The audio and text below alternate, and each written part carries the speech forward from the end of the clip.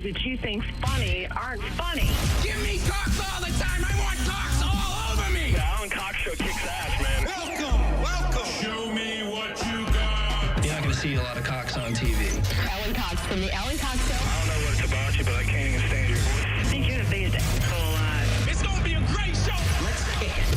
I'll say kick it, and you'll just kick it with a tasty groove, okay? 1, 2, 3, kick it. Kick it. Come on. God damn it. Could you one time kick it? What the? Alan Cox. Here we go. He'll ad-lib. He'll be fine. It's the Alan Cox Show on 100.7 WMMS.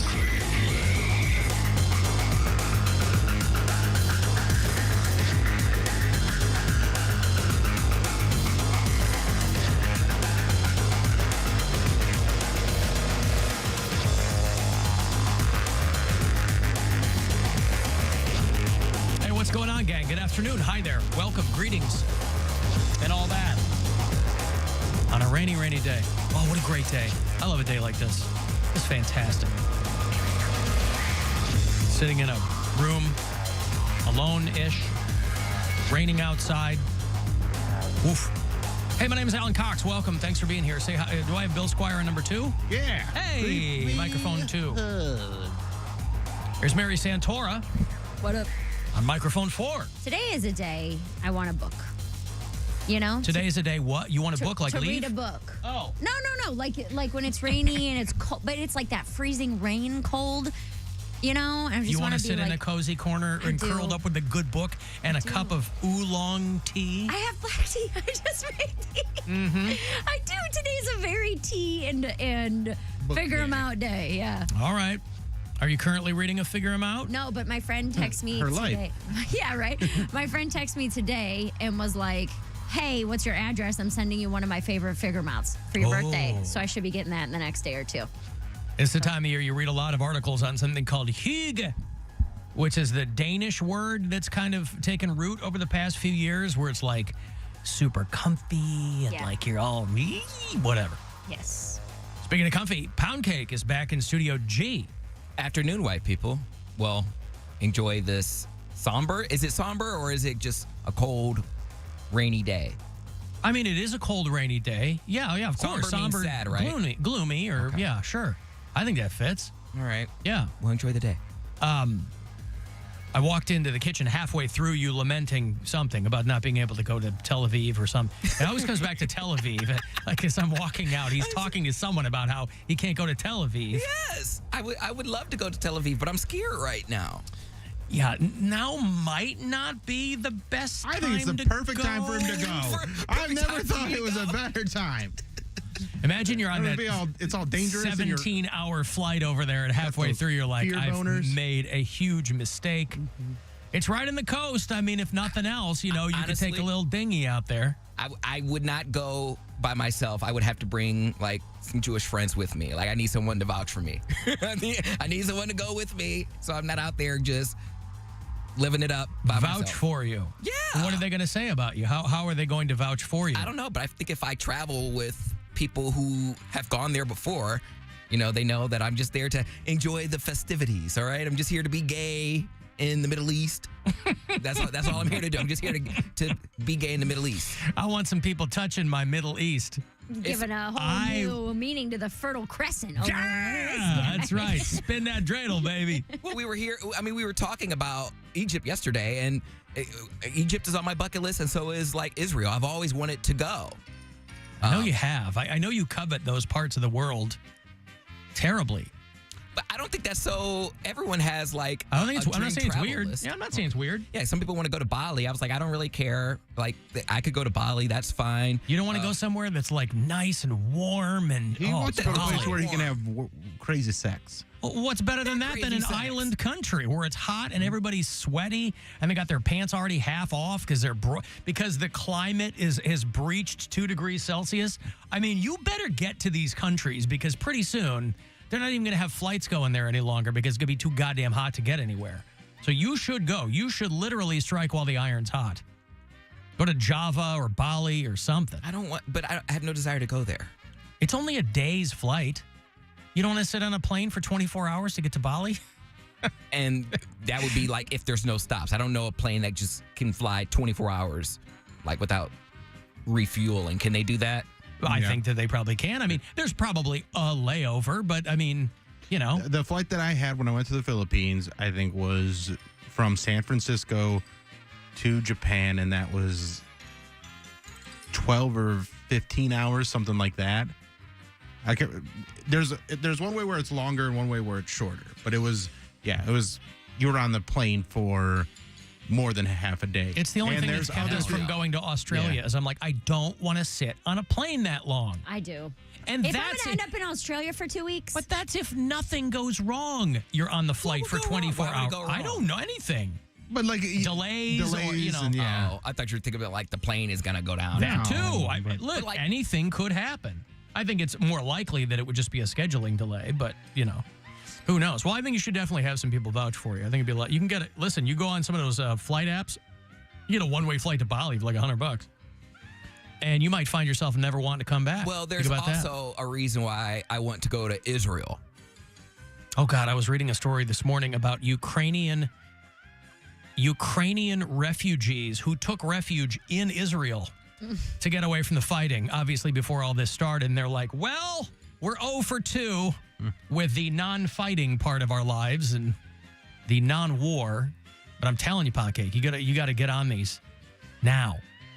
Oof. I wonder, like, does this make the plane ticket go down? Like, it's cheaper to go to Tel Aviv right this second. I fly United. Like, that's the people I fly, have all the status and credit cards and crap with. And we got an email a little while back, a couple weeks ago, and they were like, "Yo, we stopped all flights to Tel Aviv." Oh, like, yeah. we're not. I don't even know if anybody is operating flights there right now. They might. A couple might be, but don't let anything stop you, Poundcake. You have a dream. You need to fulfill it. Well, can we get a Hyperloop? You know that Hyperloop is supposed to go from across the Cleveland. ocean. I was gonna say from Cleveland to Chicago. Now they can have a Hyperloop from Cleveland to Tel Aviv. This hotbed of activity between Tel Aviv and Cleveland. We are working on Hyperloop between Tel Aviv and Cleveland. It will be done in 16 short years. Alan, thanks for mentioning the farmers on the show. I'm a farmer, and I have the diesel pickup truck. I got a tractor and a dog and a chicken and a turtle, and I also harvest marijuana. Nice. Takes 3.5 days to harvest corn. About 900 acres, the farm next to me. That is Rob. He's out in Marshall, Michigan. Checking in on Marshall. Alan, I'm in my warm room with the heater on, the window shut, and the heater on. That sounds redundant. It's pretty hot. All right, is that a gas heater? Because I think you're in trouble. Checklist. Heater on? Check. Window closed? Check. Heater on? Check. Double check again. No, I manipulated the thermostat before Mary got here. My name's Mary. I know I'm not here that often. But I'm your co-host. Comedian Mary Santora sitting in today. Amy Santora is here. Well, listen, hope springs eternal, right? One of these days, you might just go, you know, I want to go down from, 8 letters to 3? Yeah. Mary Lynn, is that with 2 N's? 2 N's, 2 capital letters. Guess which letters are capital? M and L. Actually, both the N's. You're wrong. L-Y-N-N. Mary Lynn. Was how that name was spelt. There's no umlauts or anything like that? Nothing like that. Oh, that'd be cool. But you manipulated it to what? Be colder because you're a jerk? No, I actually went to check on it, and I hadn't done anything to it. And when I came in this morning, it was on heat. And I just looked at it. I didn't check because it was still like around 70 or whatever. But then an hour later when I looked, it said cool. Huh. So I didn't touch anything. Now, when it was cool, I thought it switched to cool just because I walked in. Obviously. So I didn't do anything to it. But then probably about an hour or so ago, it's feeling a little warm in here. I think I'm going to drop it down to a balmy 57. And so it's clearly not there. I didn't bring my electric vest today. Okay, oh, yeah. How did the electric... Bill got Mary a heated electric vest for her birthday, which is Saturday. And did you do a little show last night or anything with it? Or did you test drive it? No, because you need a battery pack. But it's like a weird... port. Like the type of battery pack I have is one that you like plug into your phone, so it doesn't have the same port. Do you have to you have to walk around with the battery pack in the pocket? Yes. You do? Yes. And it says it'll last for 5 hours until the battery dies. No, wait, 150 minutes. I like that they specified that. This will last until the battery dies. No, wait. Oh, like every battery situation? Good, thank you. 150 high-tech. minutes is 2.5 hours. Sorry, 2.5 hours or until your battery pack dies. So Right. If your battery pack only lasts 45 minutes, then that's what I'll do. Okay. But I have to get one for the specific plug. But I'm excited to use it.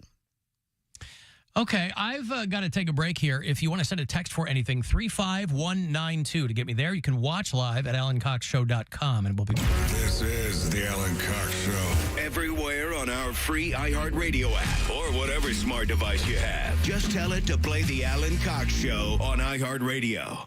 iHeartRadio Alter Ego 2024. Presented by Capital One. Sold out. Your only way in is to win. Don't miss Paramore.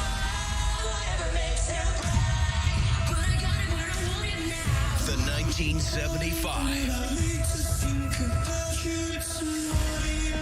The Black Keys. 30 Seconds to Mars. Bush. Sum 41. Yellow Card. Lovely the band. The Last Dinner Party. iHeartRadio Alter Ego 2024. Presented by Capital One. Enter for your chance to win now at iHeartRadio.com/alter ego flyaway. The Hartford Small Business Insurance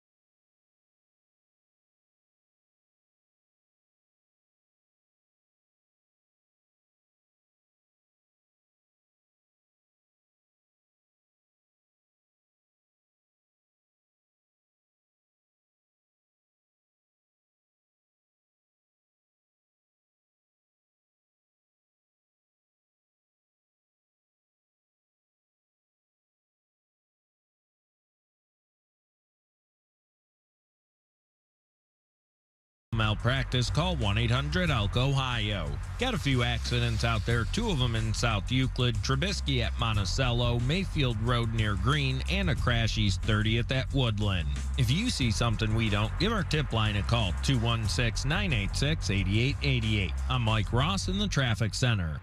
This report is sponsored by Dunkin'. Making it to Wednesday is a win in itself. And to celebrate, Dunkin' Rewards members get a free donut with drink purchase every Wednesday, now through December. Limit 1 classic donut per member per Wednesday. Terms and exclusions may apply. Participation may vary. Offer ends 12/27/2023.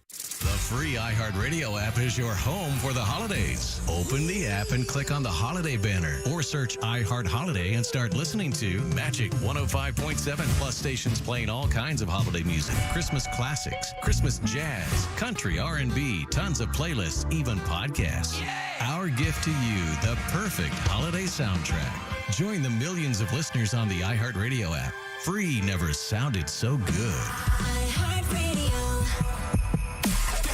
One of life's most pressing questions. What do I like about Alan Cox? Finally answered. All right, I don't like much about you.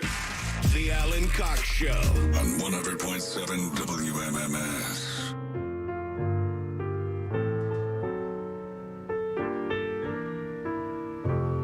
Cavs are playing tonight, by the way. They're in Philly. 76ers, they are a very good basketball team right now. The Cavs are pretty good, too. Who's that, Joel Embiid? Is he still with Philly? Yes, he is. And the Cavs, you got your Donovan Mitchells. You got your Darius Garlands. You got your Amani Bates. You got a couple of Garlands, right? Who are the brothers? Who? There are a couple of brothers on the Cavs? No, Mobleys. Mobleys, right? Are they brothers? The Mobleys are brothers, yes. Yeah. You got a couple of brothers. I meant literal familial brothers. I didn't mean, Right. I'll tell you what, I was watching Russ Mitchell over there at Channel 3, and he was doing a story on a woman in Parma who got really, really sick after buying a Christmas tree. And they're trying to get the word out about this. I'd never heard of this before. I don't know. It's not sweeps, but it is the time of year where people are buying trees. And some people opt for the real ones. We did for a couple of years, but I was very, very displeased with the real tree, so we went back to a fake one. But they did a whole piece. Have you ever heard of Christmas tree syndrome? No. You know, there's a Christmas tree shortage this year, so you might not have to be as concerned about it as you would be in years past. But they're trying to get the word out. They're trying to send out the klaxon call on Christmas tree syndrome. Robbins explains what's called Christmas tree syndrome and why we all need to be aware. Angela Presti couldn't wait to decorate her first real Christmas tree with her daughter. But 5 hours after she brought it home from the tree lot, something felt odd. My face is quite swollen on this side. Soon, she noticed her hands, feet, and tongue swollen too. I felt like I was going to swallow it, but then I couldn't swallow and my throat was closing up. Her dad rushed her to UH Parma, where doctors recognized anaphylactic shock and gave her epinephrine. I never in a million years imagined that a Christmas tree would contain something that could kill me. It's called Christmas tree syndrome, an allergy that's not that uncommon, and the cause is not the tree. Trouble breathing or skin rashes, and we typically associate it with mold that can be formed with live Christmas trees. Mold forms on the trees, usually after cutting and bundling. It will continue to... Sorry. There's mold in this room. Mary's got Christmas tree syndrome. We put that one up, and now Oh, all my of a sudden... God. Yeah. It's your Christmas tree trying to kill you. I'd never heard of Christmas tree syndrome. But leave it to Monica Robbins there, who I believe is their chief medical correspondent. Over at Channel 3. This is just more recent. There you go. But Poundcake, as somebody who suffers from an immunocompromised situation with your eczema or your psoriasis, whatever, you going to put up a tree at Poundcake Towers? No. Oh. I don't have any Christmas decoration whatsoever, but I've always been team fake tree.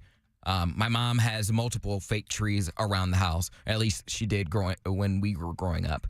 My aunt had a real tree. And it was always just a mess. Just the maintenance of it, the pines like everywhere. Needles. Yeah, it was just. And they just guzzle water. And so now- it becomes like tinder if you don't just keep watering it, not put it in a giant bowl of water. I think people are just like Christmas tree purists, and they just want they feel like you're not doing Christmas right unless you have a real tree. But I don't believe in that. But who cares? I mean, honestly, I grew up with a fake tree too, and so as an adult, I just remember one of my girlfriends. Her parents had a massive house, and so they had a number of Christmas trees, and they all had all real trees. And maybe it was the number of trees, but I loved like that piney kind of smell. And that's why we got you the big ass candle. I would say, yeah, like right, some oil. But I don't have an office anymore, and so. But for a long time, when we were at Oak Tree, I was burning those pine candles in the office because I love that smell. Mary got you the one the size of a bucket. Yeah. Huge. And so when I became an adult, I was like, oh, let's try some real trees. But they just don't smell the way, people go, oh, you got to get like pine scented garland. And I'm like, why am I going to do that if I want the tree to smell like a tree? So we went back to a fake tree. And then you end up putting pine scented whatever I'm team fake on tree. it. But just be careful because your Christmas tree might be trying to kill you with Christmas tree syndrome. When I was in New Orleans. What? In New Orleans, they had multiple Christmas-themed shops that were like literally an entire store of just Christmas decorations, mostly ornaments. And when we walked past the first one, I was like, oh, I think I'm going to get all the boys' Christmas ornaments this year. And the one I wanted to get for Cody. Who are the boys? You three. Alan, Bill, Cody. You three are the boys. And is that with a Z? Let's hear it for the boys. whatever you want, BOIZ. The one I saw from the window that brought me into the store was a leather daddy mermaid. Yeah. It was a gay mermaid with all these abs and a black fishtail and a little hat and a vest. I'm like, this is hilarious. I have to New get this Orleans for go Cody. to New Orleans. I was like, I have to get this for Cody. First of all, it was $55. No way. $55. So I was like, okay, You don't I love me you, Cody. $55. Poundcake, I love you. Poundcake is not worth $55. No. Absolutely not. He's not worth a $55 ornament. Because then I was like, oh, he probably doesn't even have a tree. And now that I'm hearing you say, yeah, I'm not going to put up a tree under decorations, I'm very, very glad I didn't get you a $55 Was it ornament. possible to cut it in half and then I could put it as a magnet on my fridge? I was going to say that is something he would hang somewhere in his house. Like he'd hang it from his rear view mirror. I have right now it's a novelty closet because I don't have anything really. I don't have a big enough table to put everything on, but over the course of this year, or over the course of my years on the show, I have gotten stuff from bar crawls, freebies, signed posters, all these type of novelty. You have a swag shrine? I really do. But Buzzard Brew, I don't know if it has actual beer in it, but it has the case, all that stuff. Everyone has their thing that they collect. I have all my memorabilia from MMS and this show and all the places that we've been. So I would have just included it in that.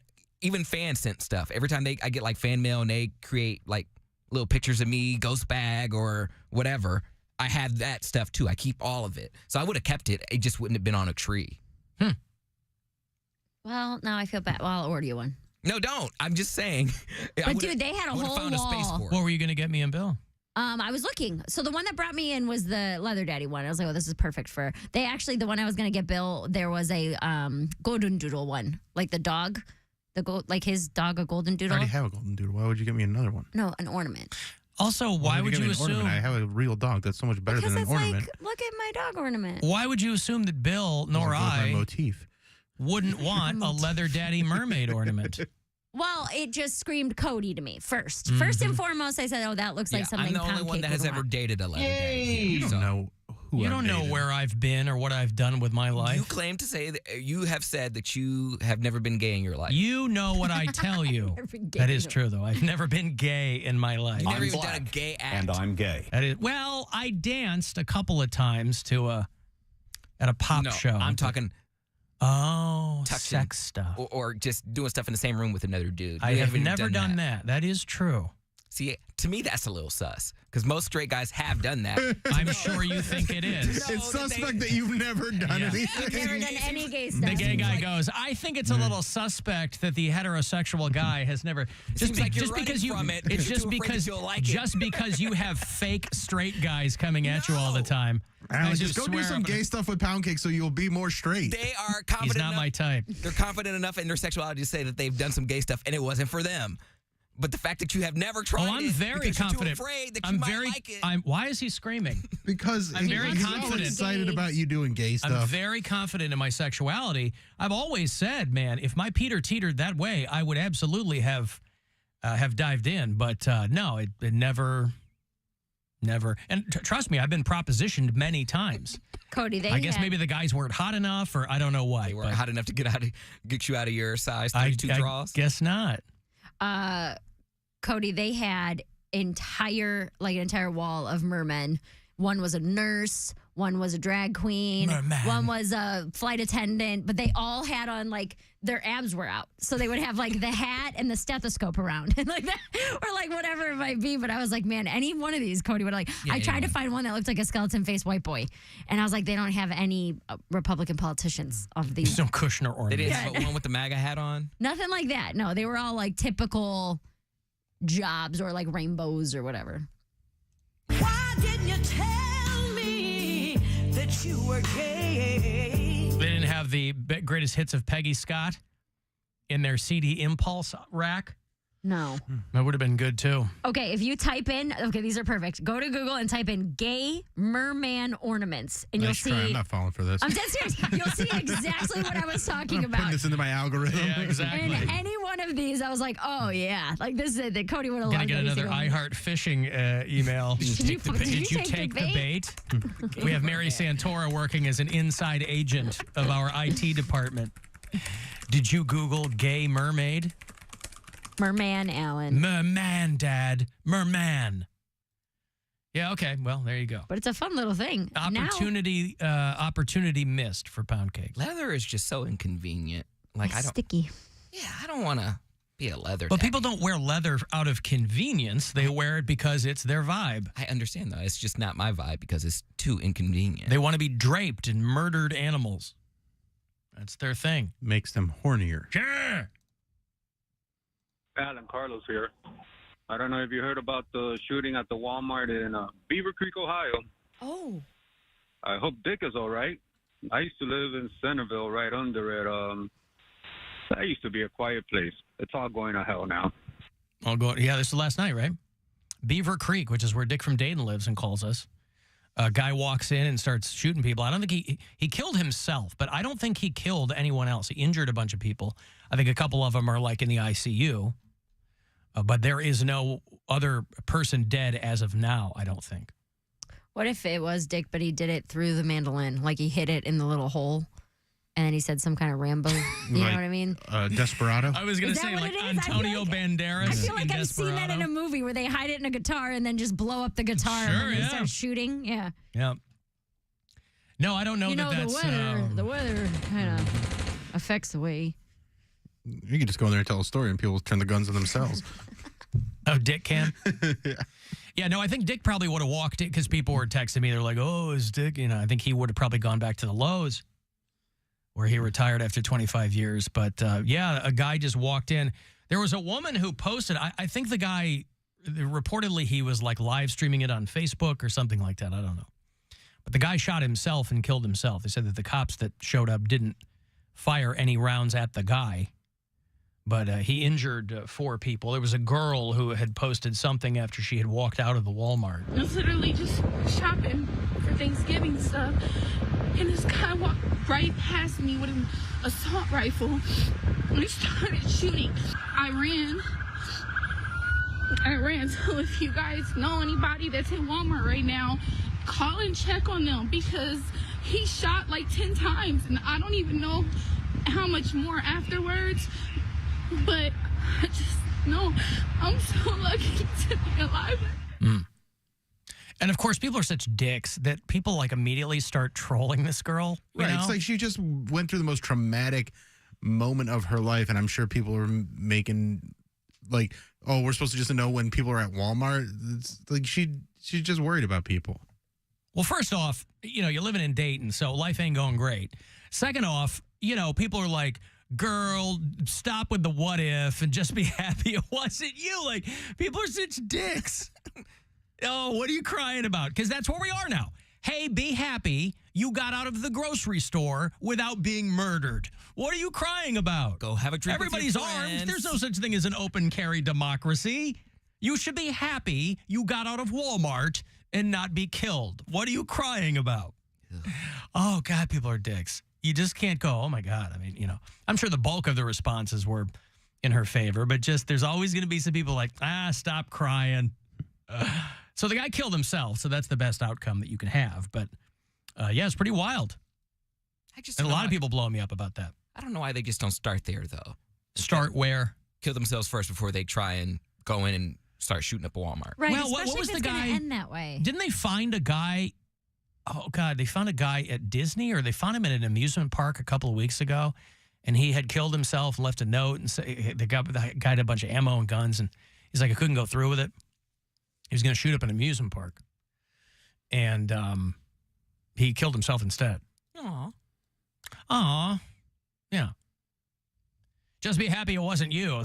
That's been the comment. But yeah, boy, people are dicks. Well, does that equate mental illness, though? What do you mean? So he wrote the note. Yes, anybody who wants to go out and murder a bunch of people who've done nothing to him is mentally ill. Yes. So that's why we've quadrupled federal funding for mental illness. I'm sorry? See me after the show. But what is the line there, though?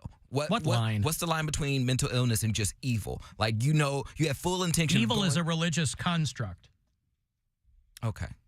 I mean, you figure human beings can be simultaneously But if that's the case, no one's the greatest, most benevolent people on the planet, or they can be as psychotic as anything you could ever conceive out of fiction. You don't need devils and angels. You don't need all this nonsense. I understand that. That's but then- all within regular people. But then saying someone's mentally ill takes away the choice. What choice? Saying, like, if someone does something bad, they didn't really choose to do something bad. They're mentally ill, so they can't control how they act. It's taking away their responsibility. That's why we need to contend more with mental illness in all of its forms, and not just blame it as a diversion away from firearms. But if that's the case, prison is not the fix for mental illness. Nobody says it is.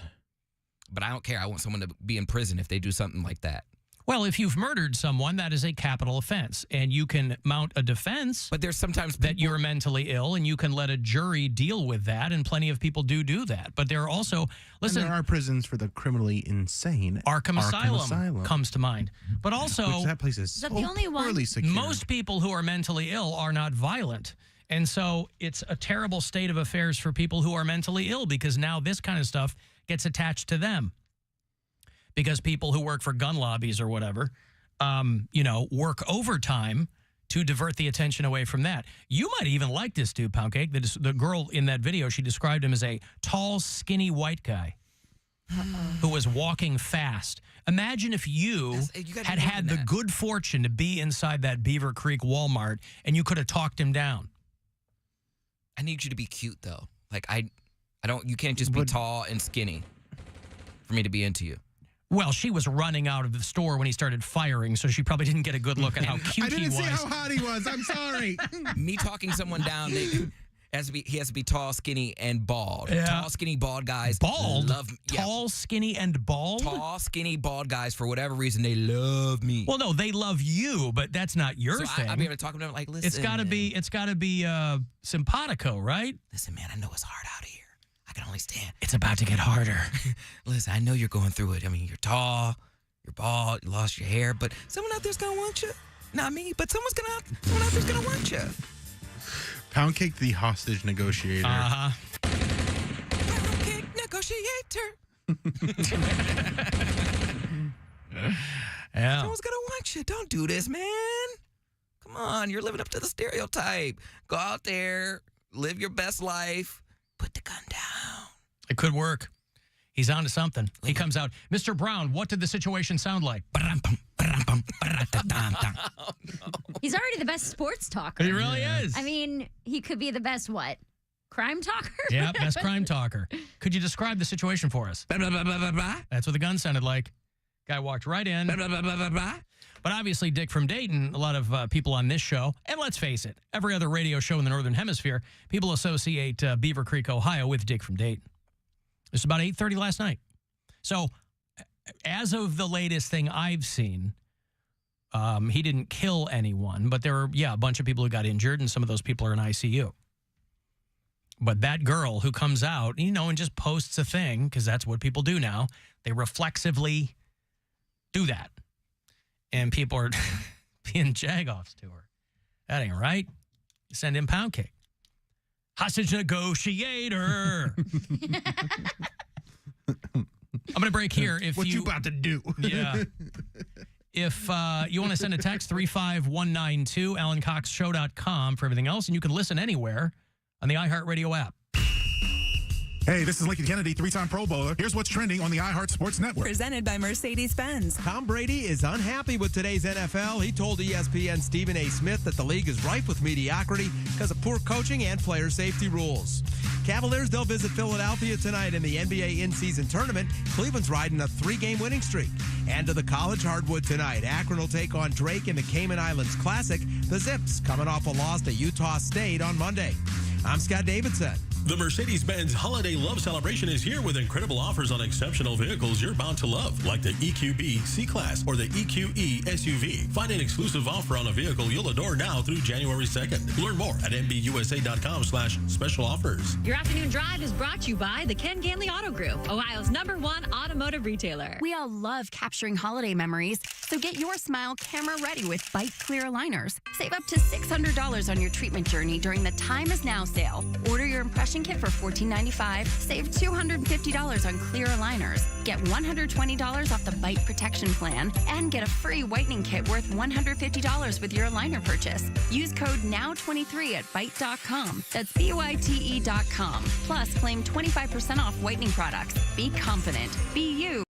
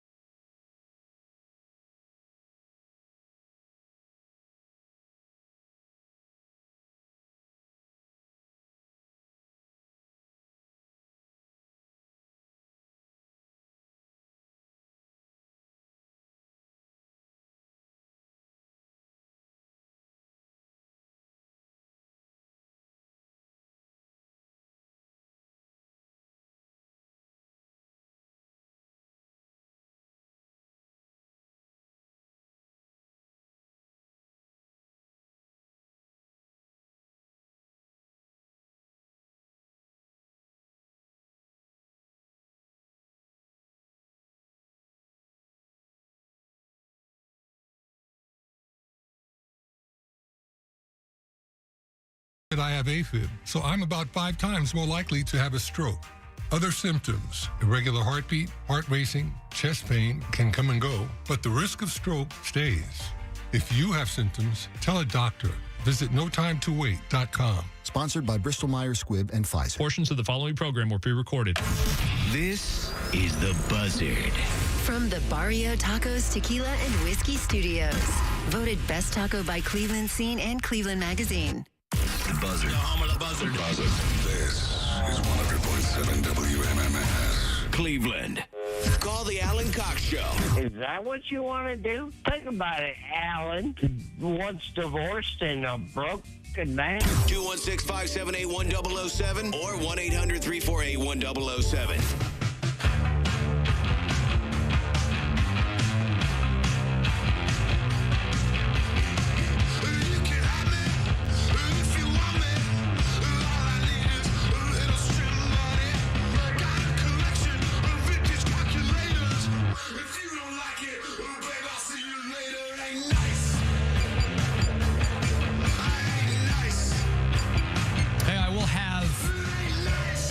Six, but fewer than 10 minutes later on with Rob Reiner and Soledad O'Brien.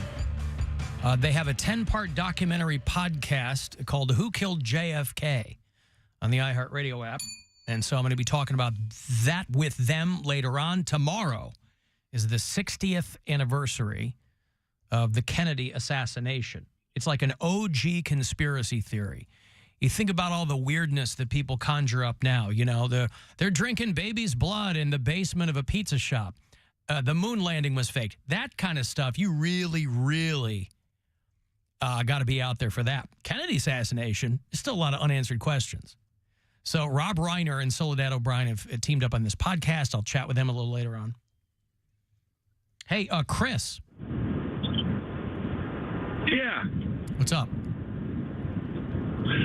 Yeah, I just wanted to pipe in on the whole fella that killed himself there at the amusement park there. My father was a fireman, and he killed himself in April of 2021, and he had PTSD and was very depressed and just didn't want to deal with it anymore, obviously. And that is one problem with this world now is, yeah, you don't want to deal with it, so you get it pushed aside. And I think I just like to preach to whoever wants to listen about, you know, mental illness is take care of it and go get help if you don't feel right.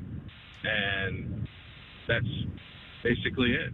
And Chris, that's probably, with respect to your dad, that's probably a generational thing, isn't it? Older generations dealt with it a lot differently. And you're right, and that's completely right. His boss always told him to suck it up and keep going on, but that's the thing is it doesn't matter how old you are or how young you are. Is you know what? Just there's help out there, and there's plenty of people to listen. And go get the help you need, even if you don't feel the slightest bit right. Chris, what did your dad get that PTSD from his work as a firefighter? Correct. Okay, and I imagine he's seen a lot of stuff. Yeah, I imagine. And I've heard a lot of stories out of his mouth, and that's one thing that those guys deal with. And you know what? Military, police, fire, they all deal with it. They all see a bunch of different stuff. And I know there's probably more than just my father out there that is dealing with demons. You know what I mean? No, just him. No, of course there's more people. And I appreciate you calling in and sharing this because I know there's such a stigma still, even in 2023, against seeking help or feeling like you're weak if you have to ask for help, especially amongst men, because we're always taught to hold it in and not express it or not deal with it or just toughen up. And that takes a toll on people. And for you to share this is very nice because I think people need to know that it is okay to go out there and say, hey, I'm not all right. I need help with this. Yep, it is okay, and it doesn't matter if you're a man, woman, whatever you want to call yourself. It's okay. It's okay to go get help because it's out there, and everybody has to deal with it, whether you like it or not. Hey, thanks, Chris. Hey, thank you. All right, cool, You guys man. have a great day. You too. There's Chris. He is out in Rock Creek, Ohio, which I think is toward Erie, yeah? Hey, Drunk Sue. Hey, baby. There's a transition. What's going on, Drunk Sue? How are you? I just had to, I got to call in today because you're going to be out the rest of the week. That is true. That's very true, yes. Yeah, I was just not feeling it yesterday, so I just went and laid down and... Yeah, what was going on yesterday? I just didn't feel good. I don't know. I just didn't feel good. I just felt like tired. Okay. And today I was today kinda you're better? depressed about my kid. You I got- was thinking about my kid. Yeah, and okay. holidays and all this. Yeah. Well, the holidays are tough for that kind of stuff, right? Yeah, they are. I mean, I'm going home for Thanksgiving, and obviously my dad won't be there, and so the holidays, are kind of when where you're very you're hyper aware of the empty chair. Where you what? Nothing. I didn't mean to rhyme. I didn't mean to make it okay. sound Next time you want me glib. to put down a beat for you? No. Are you hosting Thanksgiving, Sue? Or are you going somewhere, or are you just going to kick it at the house? No, we're going to go out on Turkey Day, but there's 2 different places to go. Yeah. But I want to cook on Saturday or Sunday. Okay. Well, that's your right as an American. Well, absolutely. Yeah. All right. What will you But cook? then if I Traditional if stuff? I buy my bird on Friday, it's probably going to be cheaper. Right. Okay. And then cook it on Sunday or something. Yeah. I don't know. All right. Well, But, have fun. Keep it that between the last guy ditches. wait a minute. What? Wait a minute. That last guy that was just talking, what was he talking about? He was talking about his father, who had been a firefighter who committed suicide. Oh, yeah, that's sad. Yes. Okay. Thank you, Sue. Happy holidays out there. Let me go to Gaylord and get this trifecta of enjoyment. His dick next? Yeah, right. Yeah, all right. Hello, Gaylord. I heard that you're willing your brand new red Bronco to Bill Squire. Oh, yeah. He can drive it anytime he wants. He's part of the family. Oh, boy. Do you have him on your insurance now? We'll figure something I'll out. put him on if that's what he wants. I'll get in that will, too, while we're at it. All right. Hey, I just wanted to wish you all a happy Thanksgiving. And I tried to get a hold of you all yesterday to tell you about the show that I went to Friday in Fremont with Mr. Squire. Oh, yeah. He told us all about it. Well, I want to say that anybody that wants to go see him, go. Don't miss it. It is really, really a blast. What was your favorite part of the show, Gaylord? Bill. I loved his comedy routine. I laughed so hard, my belly hurt when it was over. Yep. Did it jiggle But- like a bowl full of jelly? Oh, more than that. It kept jiggling till I got home. Oh, boy. I'll tell you But what. Anyway, Yep. I loved the program, and he did a wonderful job, and he was so gracious to me. I never felt so welcomed in my life than when he talked to me and treated me so great. So thank you. All right, have a good holiday. And you're welcome. Oh, all of you, and Mr. Brown, thank you for always putting me on. I appreciate it. You all have a good one. As Alan says, I already do. Boy, that might be an indictment of his own family. He says he's never felt more welcome, ever. than at the Bill Squire comedy show, by What the can way. I say? I put people at ease. I make people feel comfortable. I ease their anxiety. I'm like a walking Xanax. You really rolled out the red carpet for him. Walking Xanax, my ass. It's What? like watching an episode of Euphoria when you go to a Bill Squire show. You are aggravating as hell. To you on purpose. Not to Gaylord. If you want me to be nice, Xanax, Bill, I can do that. I don't like to do that with you. You got other people do that for you. I aggravate you. Mary, you're never going to get Xanax Bill, okay? I don't need it. You're going to get I Bi-Squad. have real Xanax. I have real Lexapro I take every day and Ativan for the bad days, so I'll be all right. All right. Well, if you ever need to feel as welcome as I made Gaylord feel, all I'm going to need is for you to put me in your will like he is What do you going want, to. my curtains, Bill? Give me that Kia. It's paid off. I know. That's what I'm saying. My car's hasn't been stolen yet. This is somewhat related to Friday in Fremont. There was a guy that was at one of the shows, and he was real drunk, and he took a dip out of his mouth and dropped it. This isn't at the venue. We were at a different place for this. We were at a different spot, me and my friend, and there's food right there. Like it was we were hanging out after the show, and someone ordered mozzarella sticks. So we're sitting there. This guy is wasted. He takes. This was a guy who had been at your show. Had been at the show, and then I was there with some other people at a different bar, and someone took, this drunk guy takes a dip out of his mouth and just puts it in the mozzarella sticks, and the bartender sees it happen and goes, "No, that's somebody's food." And I was like, you should probably get rid of that food. It just had someone's dip on it. And then he hocked a lug on their mozz sticks? Not a lug, but he took the dip that was in his mouth, like it's one of those little packages, like one of those little packages of snuff, and he put it on the mozzarella sticks, and the girl picked it off real fast.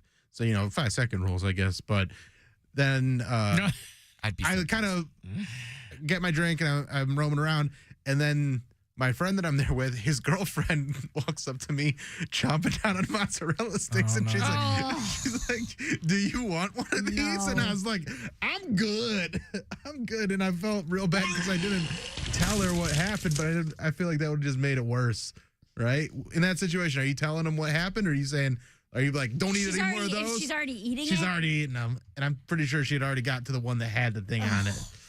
Don't even say anything. Little pinch between the cheek and gums. Yeah.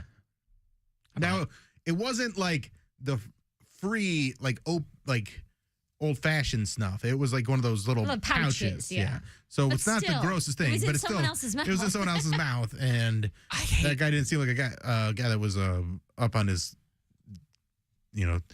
dental visits. Why do people feel so entitled? Like I would never do He's that. drunk. I don't care. I've never been that. You know how people are when they're drunk. Some people are champion drunks, boy. They don't That's not know a champion what drunk. they don't know what they're doing. No, he just is a guy that's going through life drunk as hell, and the whole world is his garbage can. Like just grabbing people's drinks and taking sips out of it, or like sitting in other people's sections, or eating people's food. Like I've never been that drunk. I've been blacked out drunk, and still I surprise myself at how. But I'm sure you've done some similarly annoying things when you're super drunk.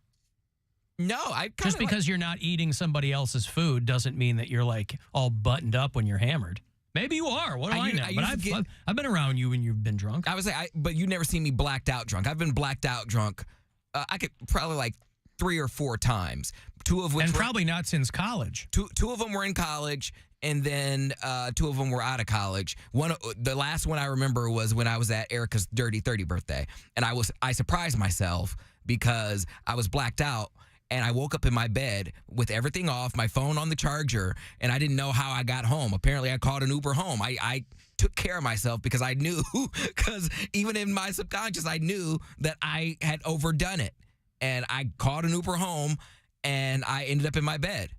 Didn't bring anyone home in my bed either. So I don't think I will ever understand that. Inconveniencing people because you're drunk. That's hella selfish. You're going to put some dip in someone's food And I think he thought it was like garbage or something. Yeah, I mean, who cares? But If that's the still, case, yeah.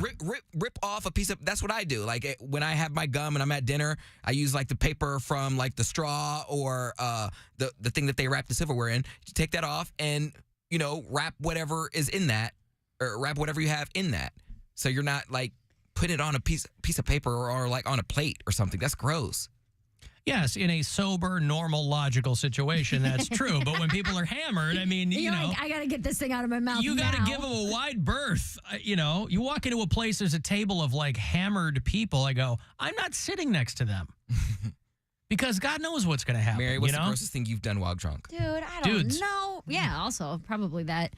Like, I saw you eat Chipotle off the floor. I didn't drop. Oh, she Hasselhoffed? 150 A times burrito? I've told this. No, the bowl, I was sitting on the floor eating Chipotle out of a bowl. No, I no, wasn't, no. I didn't spill it and dump it over and eat it like a vacuum cleaner. I wasn't.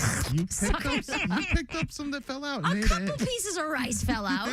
Like you were doing a commercial for a vacuum. But what can I say? That's how good Chipotle's new carne asada steak is. You don't want to eat it off the floor. No, but I was not a clean person when I was drunk. I've slept on toilets. I've thrown up. And one time when I was in college. Slept on a toilet. You mean passed out while taking a dump? Or peeing. Girls have to sit down to pee. Doesn't have to Do be they? poop. Yeah. I guess we're not hanging out with the same girls. Yeah, we do. You opt to. You don't have to. One time in college, there was this bar in Toledo.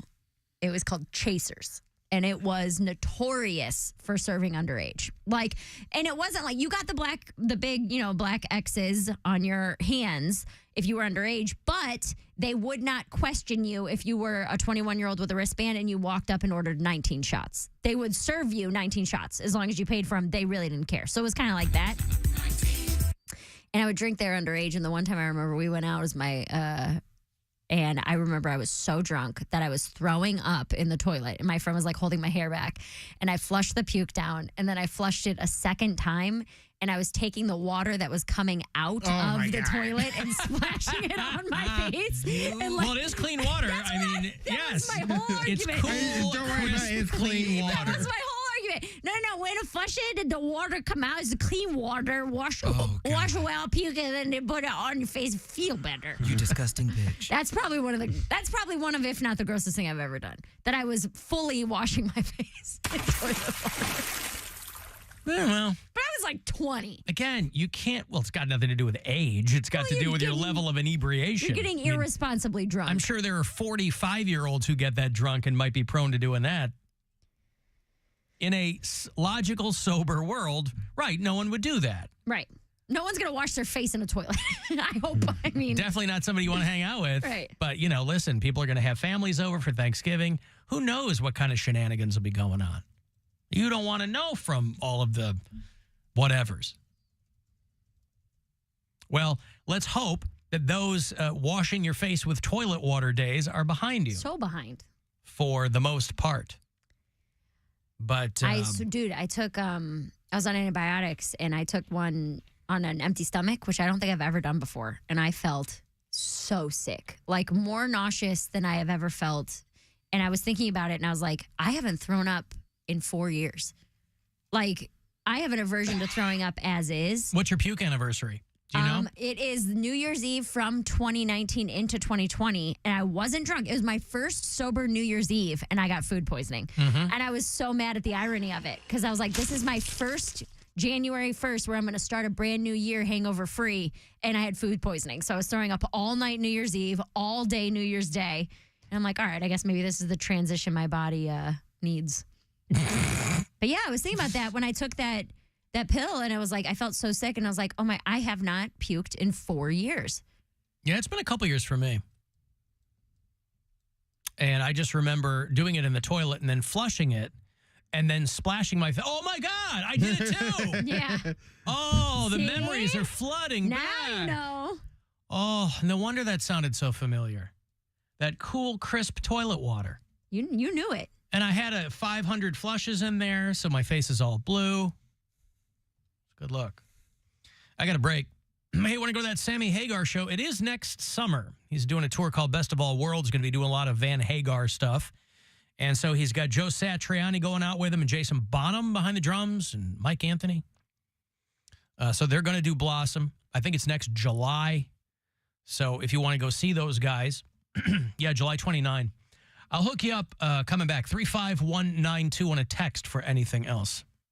It's the Alan Cox Show. Everywhere on our free iHeartRadio app.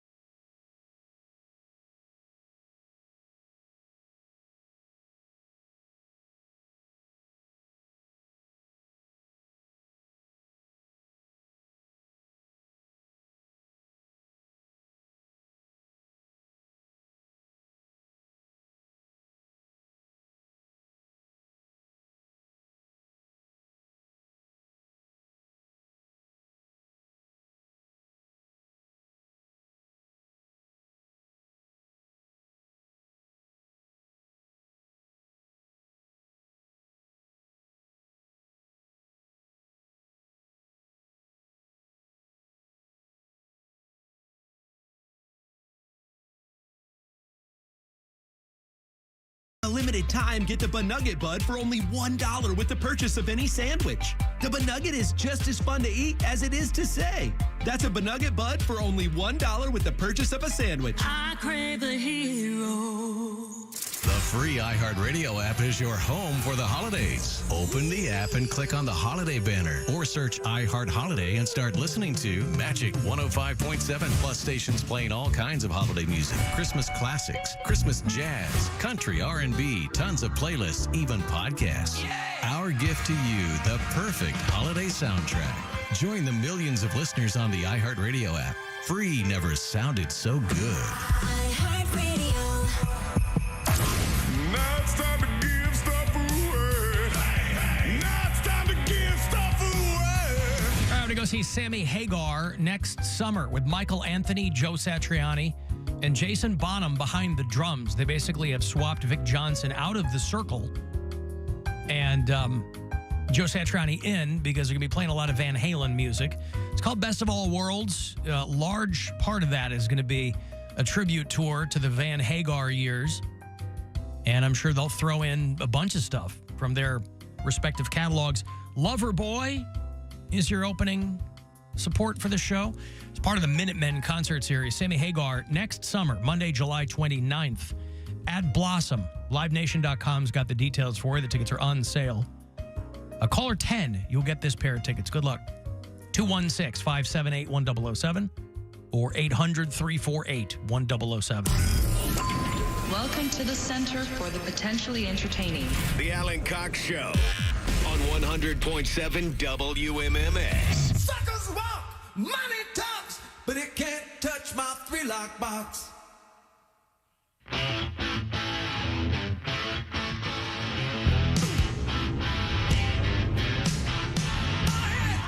Cavaliers play tonight. They're in Philly. 7:30 is your tip-off on MMS. You can all listen on the iHeartRadio app as well. Cavs Sixers, so 7 o'clock is when that pregame coverage will get going. And you have a few days remaining if you want to use the word gravy for 20% off at CLE Clothing Company. You'll have until next Thursday. And then I will have a new keyword for you, save you 20% off for the month of December. But there's no minimum or maximum number of times you can use the word. You can use it online. You can use it in one of their stores. If you listen to us on iHeartRadio, tell me where you do it. If you are outside Ohio, Andrew is one of our bureau chiefs in Detroit. Sherry listens in Golden, Colorado. Nick is a Canadian bureau chief. He's up in North Bay, Ontario.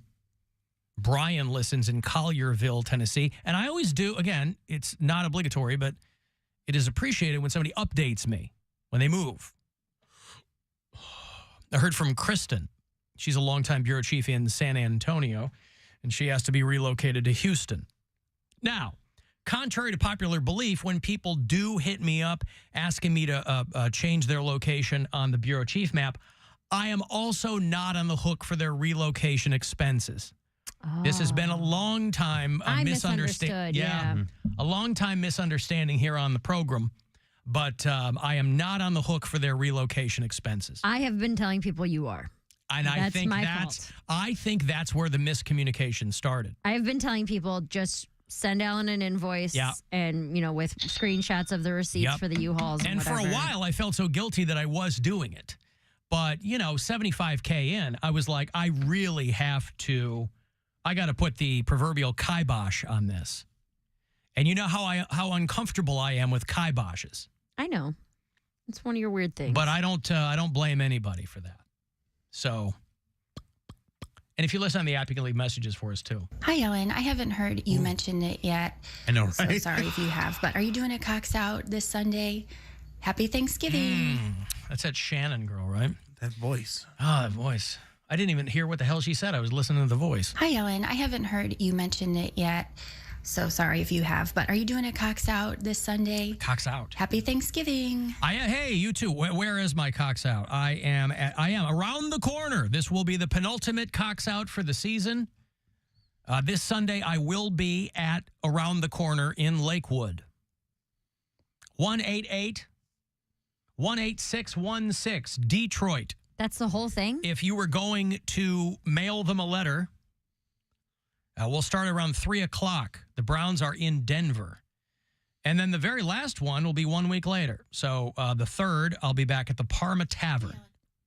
What? I'm sorry? No, the sound went off on my computer. And I have the lag on. The very last one will be on the 3rd, Parma Tavern. That's when the Browns are in L.A. to play Bill Squire's L.A. Chargers. That's the game we were playing the Rams. Sorry, the Rams.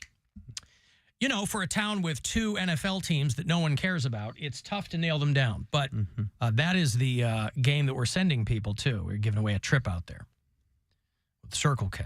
But yes, I am doing a Cox Out this Sunday. I hope you can come out because they're a lot of fun. More like Circle, yay, I'm going to Los Angeles, right? Nailed it. Yeah, there you got it. Bill Squire at the Agora Theater on December the 22nd. And the funny stuff this weekend. Hey-o. Friday and Saturday, 4 shows. Get tickets. So Pete's ghost stops hunting me. So you're going, I feel awful because I forget that Pete is gone. But every time you mention it, I get a little pucker because I forget. Because the ghost. Was that what it is? Oh. That's how ghosts work. All right. Touch your little butt. So you'll be performing, is it going to be the Mary Santora birthday show on Saturday? It better be. Will you dedicate your performance to Mary Santora? He's going to do my set. Yeah, Talk about his dead dad. Mm-hmm. You can talk about so many things. Your My sobriety. Your gambling addiction. My boyfriend. And, all that good stuff. I mean, the stepkid stuff. We can, yeah. Look, you just what are you doing on Saturday? I was gonna do I might do a set. I don't know yet. If you want to come by at Bill's show. No, up here, Secret Society Comedy. Oh, they're really fun. But how can you get people there if it's a secret? It's like the Don't Tell, where you sign up and they tell you. How can you get people there if they don't tell anybody? You sign up and then you buy your ticket. Well, then they have to tell someone. Yeah, eventually they do. They tell people all the time. Stupid thing's broken. But you can use the other one. I'll just put you up on 3. But I can't put the other one. Like it gets in the way of my laptop. It throws off the whole thing. I just have to be less. You know how I am. I'm like an act out guy. So I'm always moving around and I bump things. So you I got. Can't be Xanax and an act out guy. I sure can. I'm Xanax to certain people because I'm calm. Like when I'm at home, like I don't raise other people's anxiety. Got it. They come over and I calm. But you don't have them anybody down. else at home to raise their anxiety. Right, but there's people that I spend time with from time to time that I calm them down. You're saying that they come to you. They come to you specifically to act as a calming force. Yeah, I'm like what do they call it? The Ambien. The dogs that. Yeah, a service animal. Yeah, like a service animal where they're like, as long as I got my big fat dude around, I'm pretty calm. You might have just stumbled onto something here, and I'm sure you've considered it, but maybe renting yourself out, get yourself on that Fiverr app, and just have people come over and pet you. Yeah. Hold them. It's cuddle season. Yeah. Finn gets you in. That's not bad. More than $5. You guys thought that I was making it all up when I was talking about the bovine popo, but that's exactly what they had to get out there up in New York State, not far from the Connecticut-Massachusetts borders. They had a runaway cow up there. And they had to get up on the Taconic State Parkway, find this cow before it hurt anybody. Hurt anybody? The cow's hurting you? Before they hurt anybody. Well, because the owner was telling the cops, hey, these cows are not very nice. You know, some farmers, they get a little rough with their stock. And they might not tell you that. But then when these animals invariably escape, it becomes a problem.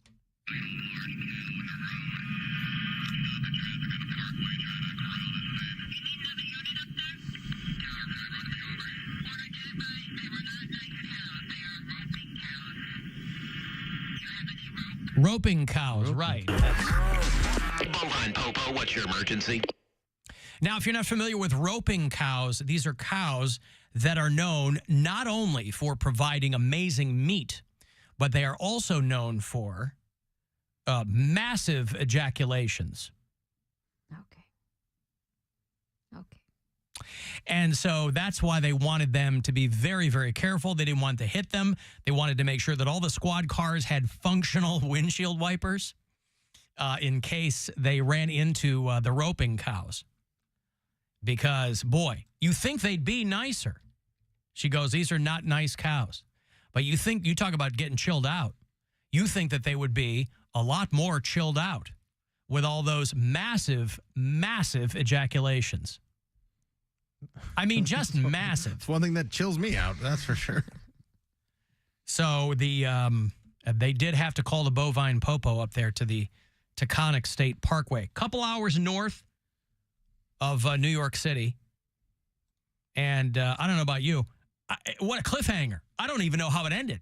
I don't know if they, saw a cow standing right in the middle of the main street and had to run it down with their squad car. I don't know what happened.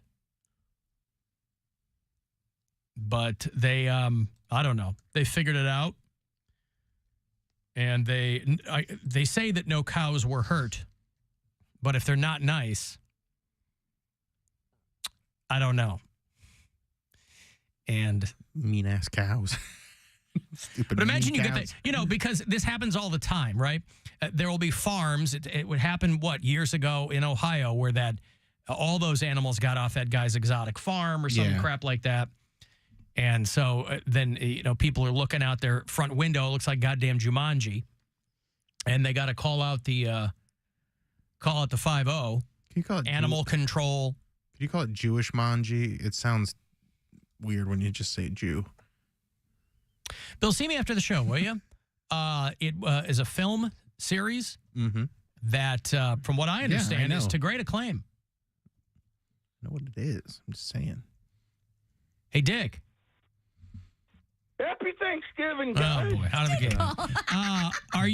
Are you okay out there in Beaver Creek? I was reading about a lot of people were wondering if you were all right, either on the receiving or the giving end of those bullets. People were worried that maybe you had. I'm going to tell you something. Yeah. I worked right across there, right across the street, one light from there, and I haven't been out there for a long time. I had to go out to see a friend of mine, but I'm going to tell you something. It was pretty bad. It was bad because when I was there, when they had the shooting, they closed that whole area. The shooting is what he said? I think the shooting. Okay, I just want to make sure. When they had the shooting, because I was telling people, Dick, if it had been Dick behind the trigger there, he probably would have gone to the Lowe's if you had had any misgivings about former employees or colleagues, But the Walmart, I think people just associate you with Beaver Creek and wanted to make sure that you weren't among the injured. Yeah, it's pretty bad. I mean, it's just, that was a terrible thing. Something like that had happened, And yesterday, I sit there and watch the CVS News, and they sit there, and actually, it was, to me, the put on TV, they showed Biden his darn birthday with the darn turkey.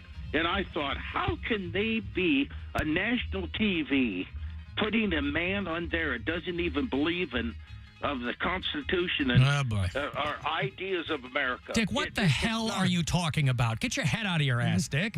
What are you talking about? I'm talking about they. Are you talking about the turkey? The turkey and our president that they honored there, and I thought that was kind of dumb. You thought it was dumb that they recognized the president's birthday because he doesn't believe in the Constitution? That's where you're going? Yeah. What part of the Constitution does he not believe in? Well, I think what I was learning in history, that you believe, to defend the laws of the land and society. So that's what I believe. So which part does he not believe in? Well, I mean, he's not. When you work like customer service, you represent the people. Like you guys, you promote WMMS. Right. You don't sit there and go against those monopolies and those. We are the monopoly. What are you talking about? Dick, what the hell are you talking about? What part of the Constitution does he not believe in? Well, I just don't think he's a good president. You don't. You like the other guy. You like the guy that literally tried to overthrow the government. Right, the guy who is out there saying, I'm going to suspend the Constitution. You like the other guy who says, hey, if I don't like somebody, I'm just going to put him in jail. That's the guy you like. Not the guy who's out there pardoning turkeys. The guy who's out there saying, "Hey, I'm the president for everybody," not the other guy, right? Right. You know who I think should run? Your program director, and put your show up there. That would show them. Maybe you could run. Maybe be the president. I'll be the what is it? Campaign manager. And I'll make sure that I play my little music up there to liven this party up. Yeah. Like the Titanic's going down and the champagne manager is what he wants to be. Champagne from a fake friends and real pain from a sham friends, whatever it is. Yeah, okay. Yeah. But, yeah. So what did you get the president for his birthday, Dick? Huh? What did you get the president for his birthday? Nothing. Oh. Nothing.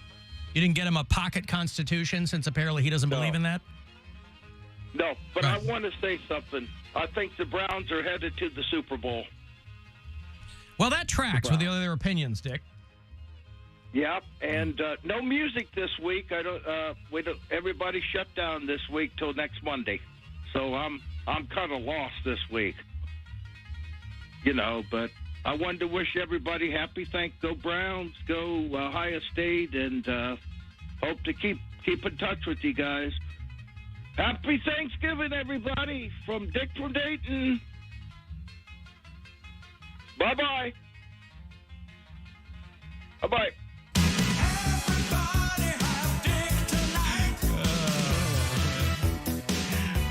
I like to just see how long. I see you.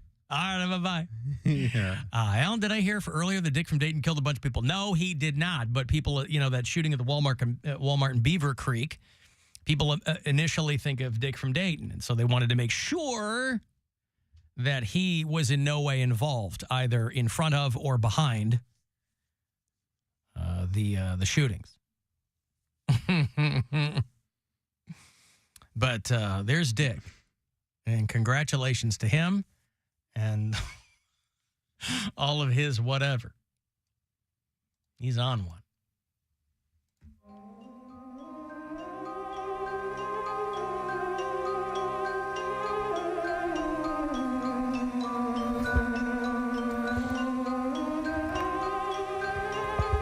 Hey, Poundcake.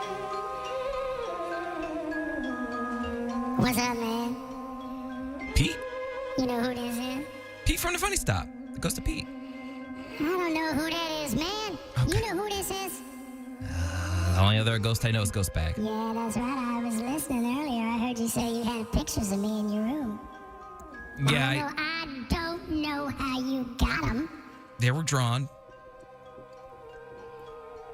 They were drawn? Someone a fan, Leslie. Oh, you mean they were drawn to you, like me to you? Is that what you mean? No, I mean they. Come on, man. God damn it. Just play along. Yes, and stupid. And stupid. What an ad-libber. What an ad-libber, this guy. Ooh. You have nothing to work with. Man, give it something. Oh. What are you going to be doing for Thanksgiving, Poundcake? Oh, I'm just going to go hang with, my mom, my brother, the rest of my family. Now you're going to show them my picture? Yes, they will see. Yeah, that's right. Now, are you going to have to explain to them who I am? No, they know who you are. How do they know? Because if you remember correctly, my brother saw you too. Man, I don't remember that. I was so focused on you. Well, I'm the better I don't looking even brother. know what your brother looks like. That's okay. You don't need to. He saw you. That's all that matters. All right. I mean, I really only know what you look like from the waist down. Yeah. Are you cute? I've never seen your face. Are you cute? I mean, I'm not a skeleton-faced white boy, but I'm pretty cute. I know what that means, but are you cute? Yes, I'm cute. I think I'm cute. Well, everybody thinks they're cute. Are you cute? Yes, I'm cute. He's so angry. You asked me like 4 times. I'm cute. He's so angry. It's the season of giving, man. I'm just saying, eyes up here, buddy. If you want to know what I look like. Eyes up here. I'm just saying, if he only knows me from the waist down, you and a lot of people. He got a good point. You're right. I'm going to pay more attention to you. Thank you. That's my New Year's resolution. Is it the New Year yet? I didn't hear what you said. What was that? Is it the New Year yet? No. Oh, okay. We got about 8 weeks. All right. I don't really have a concept of time because time doesn't, it's not a thing where I am. So I didn't know if it was to New Year's yet or however you guys do it, but I wanted to be in the mix, man.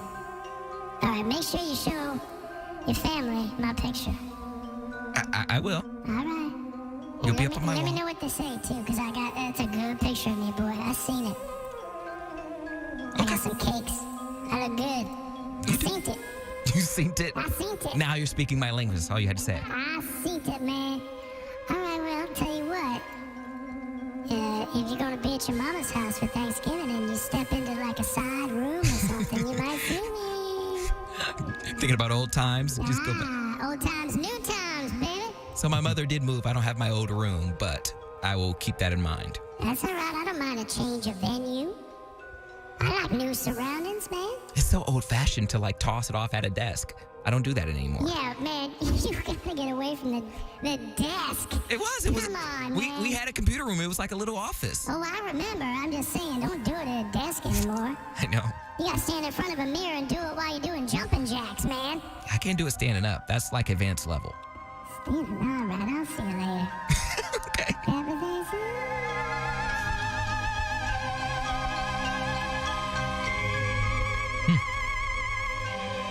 Ooh, I have to take a break here. I'll have Cavs tickets for you. I want to go see the Cavs when the Portland Trail Blazers are in town. I'm pretty sure that's the game I got tickets for you for. Do those coming back 35192. You want to text for anything else? AlanCoxShow.com if you want to watch, and we'll be back. The Alan Cox Show on 100.7 WMMS. And everywhere you go on our free iHeartRadio app. Rover's Morning Glory. Susie, did you put me in the charity raffle? I did too. You all right over there, Jeffrey? What's in your throat? Bunch of phlegm. Rover's Morning Glory. Weekdays on 100.7 WMMS and 24/7 on our free iHeartRadio app. Your afternoon drive is brought to you by the Ken Ganley Auto Group, Ohio's #1 automotive retailer. I'm Kareem Abdul-Jabbar. I learned about atrial fibrillation the hard way. My symptoms would come and go: shortness of breath, fatigue. I kept going. Then I got so lightheaded, I couldn't.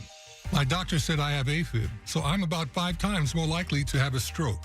Other symptoms: irregular heartbeat, heart racing, chest pain can come and go, but the risk of stroke stays. If you have symptoms, tell a doctor. Visit notimetowait.com. Sponsored by Bristol Myers Squibb and Pfizer. Hey, K.O.B., you got what I need.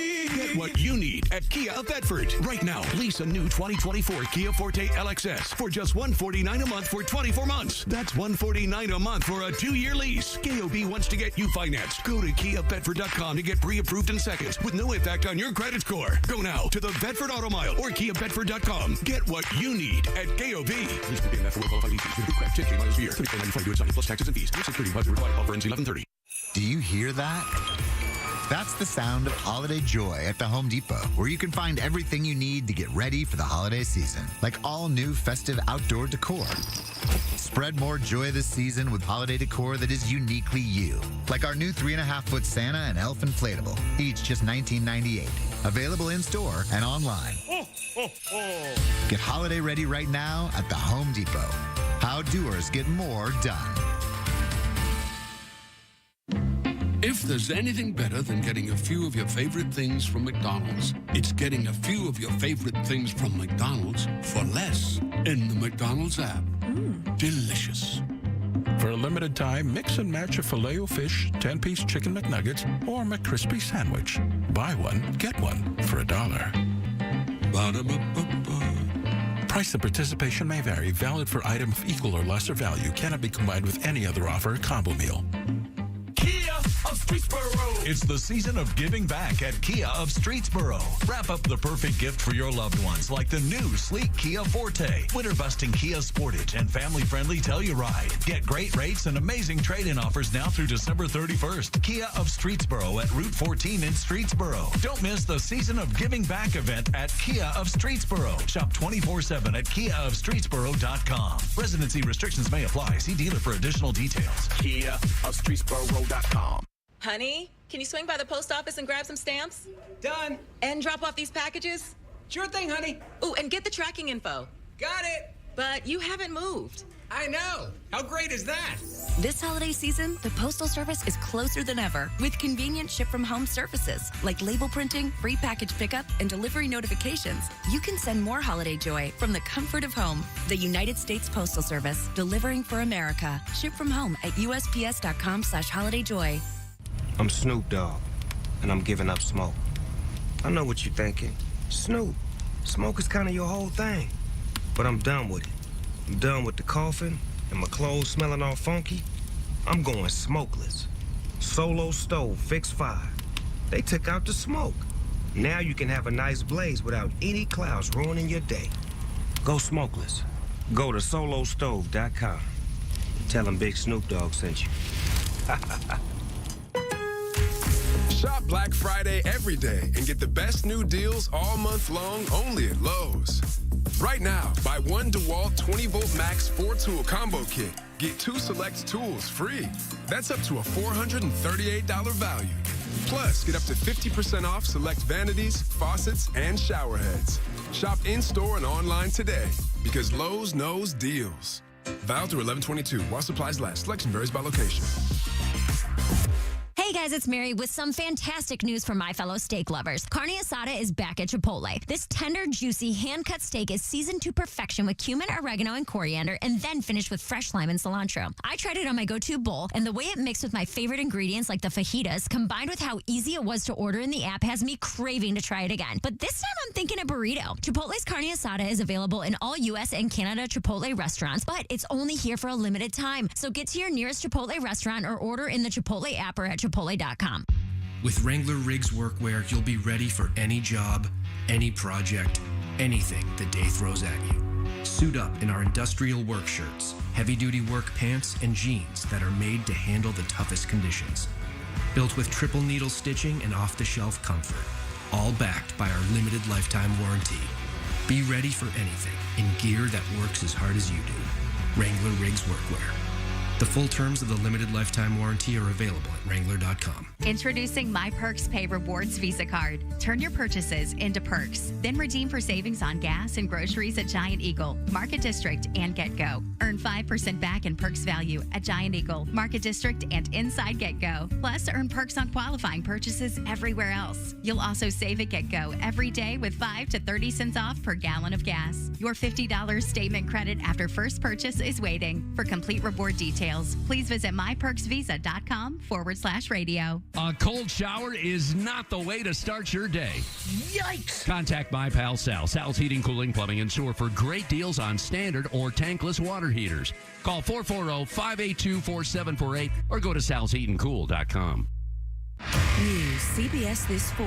NCIS. AFP. Australian Federal Police. Tonight. This is my hub. And this is my investigation. The NCIS franchise is going down under. Welcome to Australia.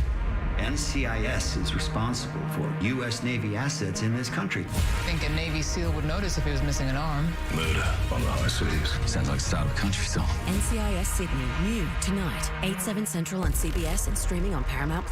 Hey, it's Alan. As the season of giving approaches, never been a better time to donate your old car to Cars for Kids. And you're getting back a lot of thank you gifts, a maximum tax deduction, a vacation voucher, and the heartwarming glow that comes from you giving. Dial 1-877-CARS for Kids or get online, carsforkids.org. Remember, cars with a K.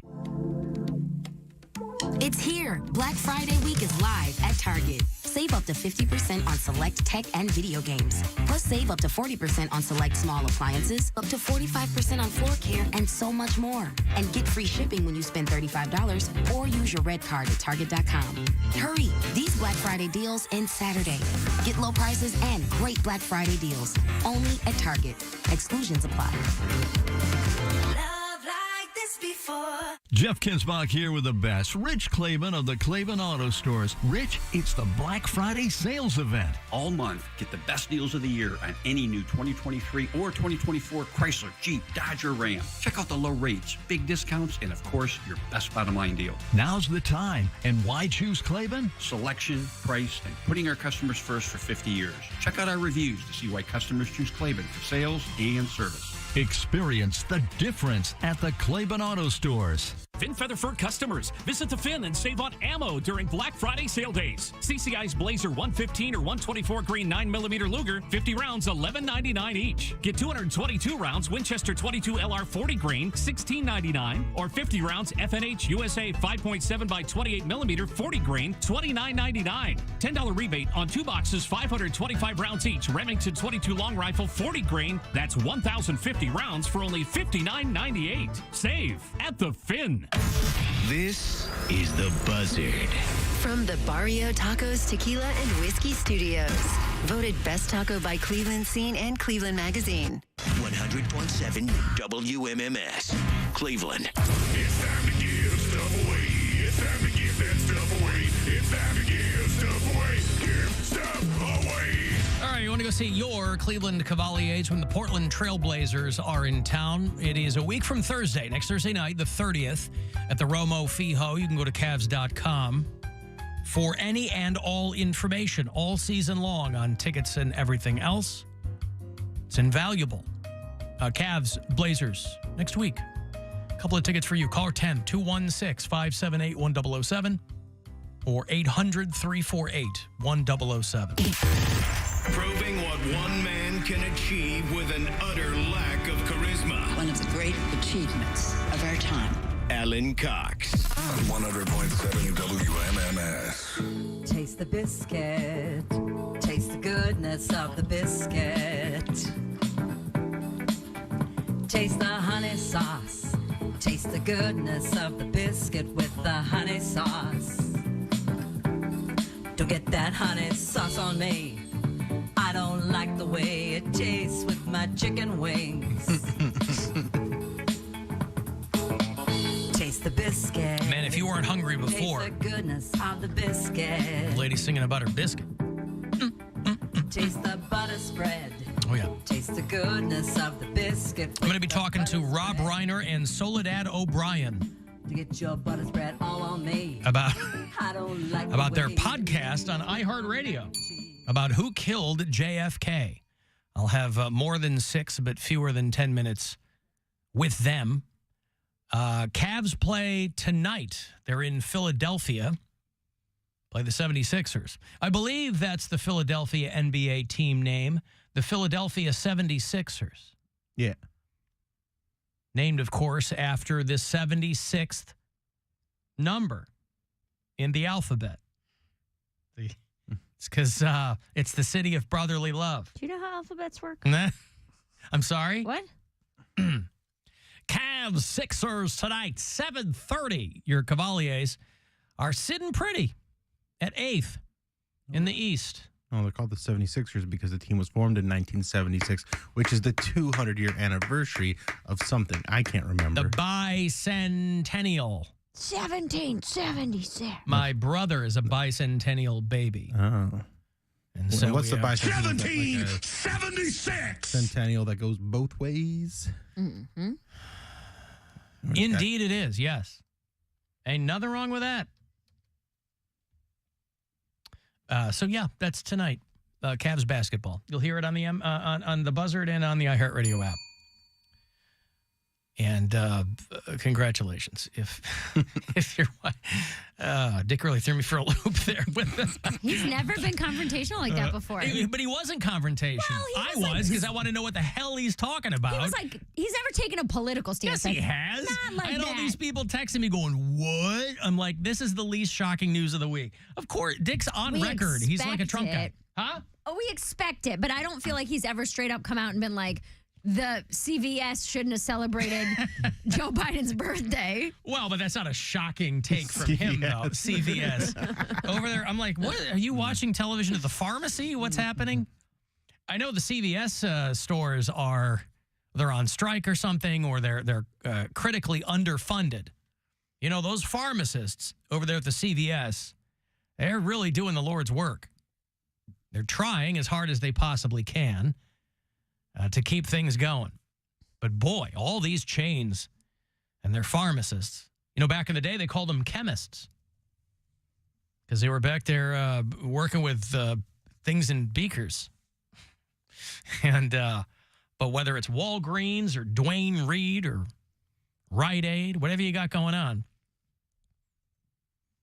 you'd think if any union had any kind of upper hand, it would be the pharmacists union, you know?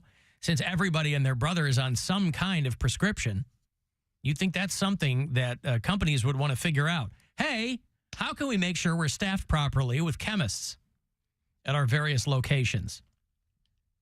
And we're not having interns mixing people's pills or whatever they do. I don't know how that works, but I should have asked Dick about the Macy's Thanksgiving Day Parade. What about it? Well, do you not know what it is? People are complaining because they've said that it's going to be a transgender extravaganza. Oh. What does that even mean? I don't know. It's a parade. Words don't Parades mean are anything. gay. Words don't have to mean anything anymore. I don't know what they mean by that, but of course, Macy's does, I don't know how long they've done it, but for a long, long time, they do the Macy's Thanksgiving Day Parade. It's easily the most high-profile thing that any old retail establishment does. Macy's a very old company, and that having branded that Thanksgiving Day Parade, you know, it's a big thing for them. There's people who, I've had friends who have gotten like hotel rooms in New York along the parade route. And that's their right as tax-paying Americans. I can't imagine ever doing that. But a lot of people do that. A lot of hotels along that parade route there in New York are sold out. And it's kind of considered the kickoff to the holiday season. A lot of people consider the day after Halloween to kick off the holiday season. But it's that Macy's Thanksgiving Day Parade. I used to be so stingy because my birthday is always around Thanksgiving, whereas like my birthday has to happen before any Christmas decorations go up. You were stingy. Me. Whereas like it stays decorated for fall until after my birthday and after Thanksgiving. And I don't know if this is part of growing up, and but I'm like, whatever, dude, do whatever you want. If you want to put your Christmas tree up in July and leave it up, then if you want to leave it up all year round, I don't really care what you do. If it makes you happy to have Christmas on November 1st, then do it. Sure. Some people get so weird about I was one of them, is what I'm trying to say. You really turned a corner. I did in the last few years. She's debratified. I'm kind of becoming less of a brat, which seems... well, you're getting older. Yeah. I'll be 34. Where it's like, let's start Christmas whenever you feel ready to start Christmas. My sister turned... you were turning 40 for some reason. You're such an ass. My sister is going to turn... I can't over believe my little sister is Not going to be... for you. I can't believe my little sister is going to be 35 in January. Yeah, she knows It the just same blows age. me away. No, you're a year younger than her. Oh, yeah. She's yeah. going to be 35 in January. So she was born in January of 89. Yeah. Okay. My little sister. I was 17 when she was born. She was a little baby when I was going off to college. Wild. But I kind of like the idea of some Christmas decorations up during Thanksgiving. Yeah, it's cute. It's warm. And it doesn't take away from your birthday. I mean, Right. people aren't looking at those and be like, I'm not here for Mary. I'm here for the Jesus' birthday. Yeah. Well, especially since a lot of people, Casa Cox included, through no fault of my own, you know, a lot of people have a tub of fall decor. But that's not Christmas stuff. It's people. just Bill in a flannel. You don't have to call me a tub of fall decor. You know, it's like pumpkin candles or stuffed we have all turkeys, that, or you know, yeah. and that's Fake such dead leaves. Yeah, that's such a short-lived period of time it that is. you might as well just go right into Christmas decorations. Because if you put it up in September, there's still like 85-degree days in September. So you'll come home and you'll have all your orange and yellow and pumpkins and welcome fall and it's fall, y'all, and all that. Yeah. But it's hot outside, so it doesn't feel right. So really, you get like October and November, and that's it. That's your fall decor. Now, I must draw the line at it's fall, y'all. You don't like that? No. With a little truck on it with Stop. some pumpkins in the back of the... Or If the you're gnomes? north of the Mason-Dixon line, stop. You do whatever you want to do, but let's not get ahead of ourselves. But anyway, some people are complaining about the Macy's Thanksgiving Day Parade for the most obvious, laughably predictable reasons of all. Mrs. Doubtfire is going to be in it. Mrs. Doubtfire is going to be in it. Well, it's funny She's that dead. the picture that they use is like Harvey Firestein in makeup, or it's not family friendly. The 1 million moms, which isn't even close to 1 million moms. It's like a dozen incels in their basement. These petitions that the Macy's Thanksgiving Day Parade is not family friendly. I guess the giant turkey and SpongeBob balloons aren't enough for some people. Especially, I guess, if you're one of the people helping to move the balloons along. You know, they've got those guy wires on them. And if you're one of the people, that's like a big deal for some people, you know, that they have like these national lotteries that people can enter to be one of the people who kind of chaperones, guides these balloons along. And so maybe they're worried that whoever wins the spot to be like under the turkey's crotch or something. Maybe they don't want that person on national television. Maybe they shouldn't put that on TV at the CVS. Shame on Macy's for promoting and sponsoring this type of entertainment, they say. Some people cannot get their heads around the fact that there's nothing wrong with including different kinds of people. And that they've been doing national this for events 30 years. Like they've been including all sorts of different people in, like, this is not... But they're going to have, for people who are just there for the balloons, they're going to have Beagle Scout Snoopy. Get it? They're going to have Baby Yoda. They're going to have, they'll probably have the SpongeBobs and the Shreks and whatevers. But again, I couldn't tell you the last time. Because when I was a kid, these kinds of things were a big, big deal. Because the only time, network television, the only time you got exposed to those kinds of things. So the Macy's Thanksgiving Day Parade, they had the Tournament of Roses Parade. Anybody remember that? I don't even know if that's a thing anymore. It was called the Tournament of Roses Parade, and it was something that they would do. It was in like Pasadena, California or something. And people were making these giant floats, and they would be covered in flowers. Held along Colorado Boulevard in Pasadena. Oh, there it is. The 135th. It's now called the Rose Parade, but it used to be called Tournament of Roses Parade. When I was a kid, you were up early to watch that stupid thing. Because it would be floats, but then it'd be like, here's the stars of Three's Company. Hey, there's Albert Einstein and the Salvation Army Band. I'm not that old, but, Here's John Ritter. And you'd get to see some stars on a float. Who doesn't want to see stars of your favorite television shows gliding slowly a few feet off the ground? While waving, surrounded by, beautiful blooms. All kinds of blooms. Let me talk to Rob Reiner. And, More than 6, but fewer than 10 minutes. With somebody on the phone.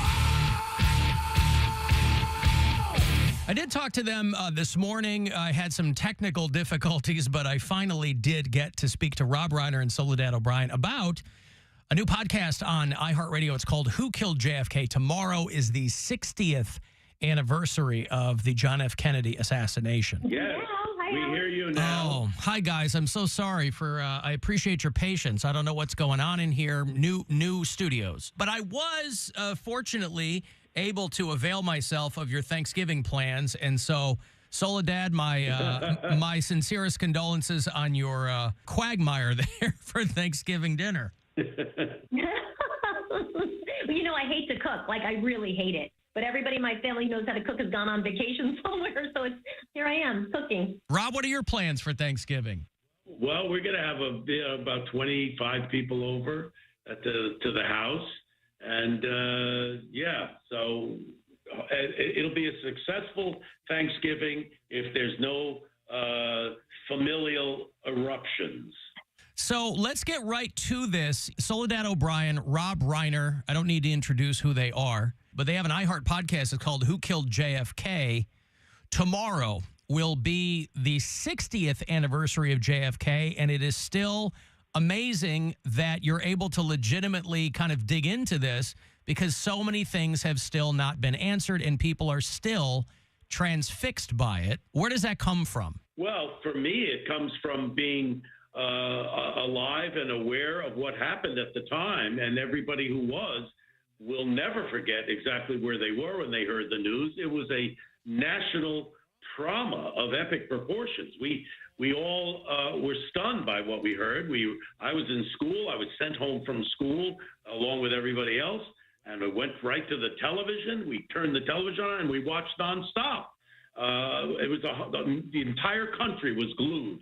And I actually watched live when the guy who was accused of killing President Kennedy, Lee Harvey Oswald, was himself murdered on national television right in front of our eyes. I grew up Irish Catholic, and I went to school with either Italian kids or Irish Catholic kids, big Catholic school. And I remember my mom saying she knew where she was when Kennedy was killed. And all of my Italian friends, you know, they had pictures on the wall of Sinatra or the Pope. But all the Irish Catholic families had pictures of Kennedy on the wall.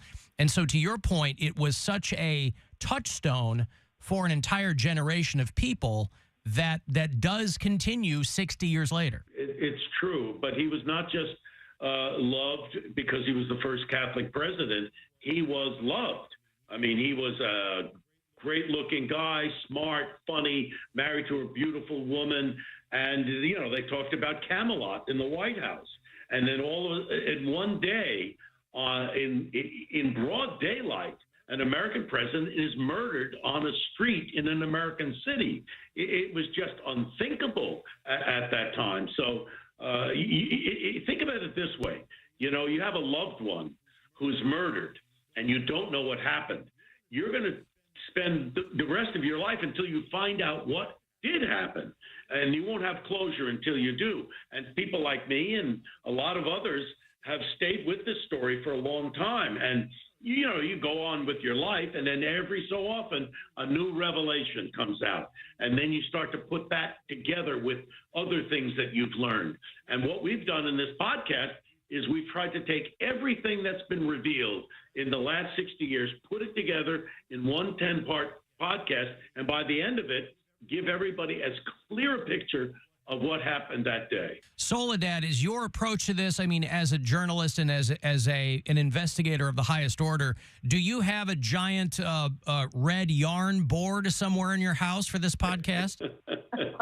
No, I love that in movies, though, where they have all the red yarn going places.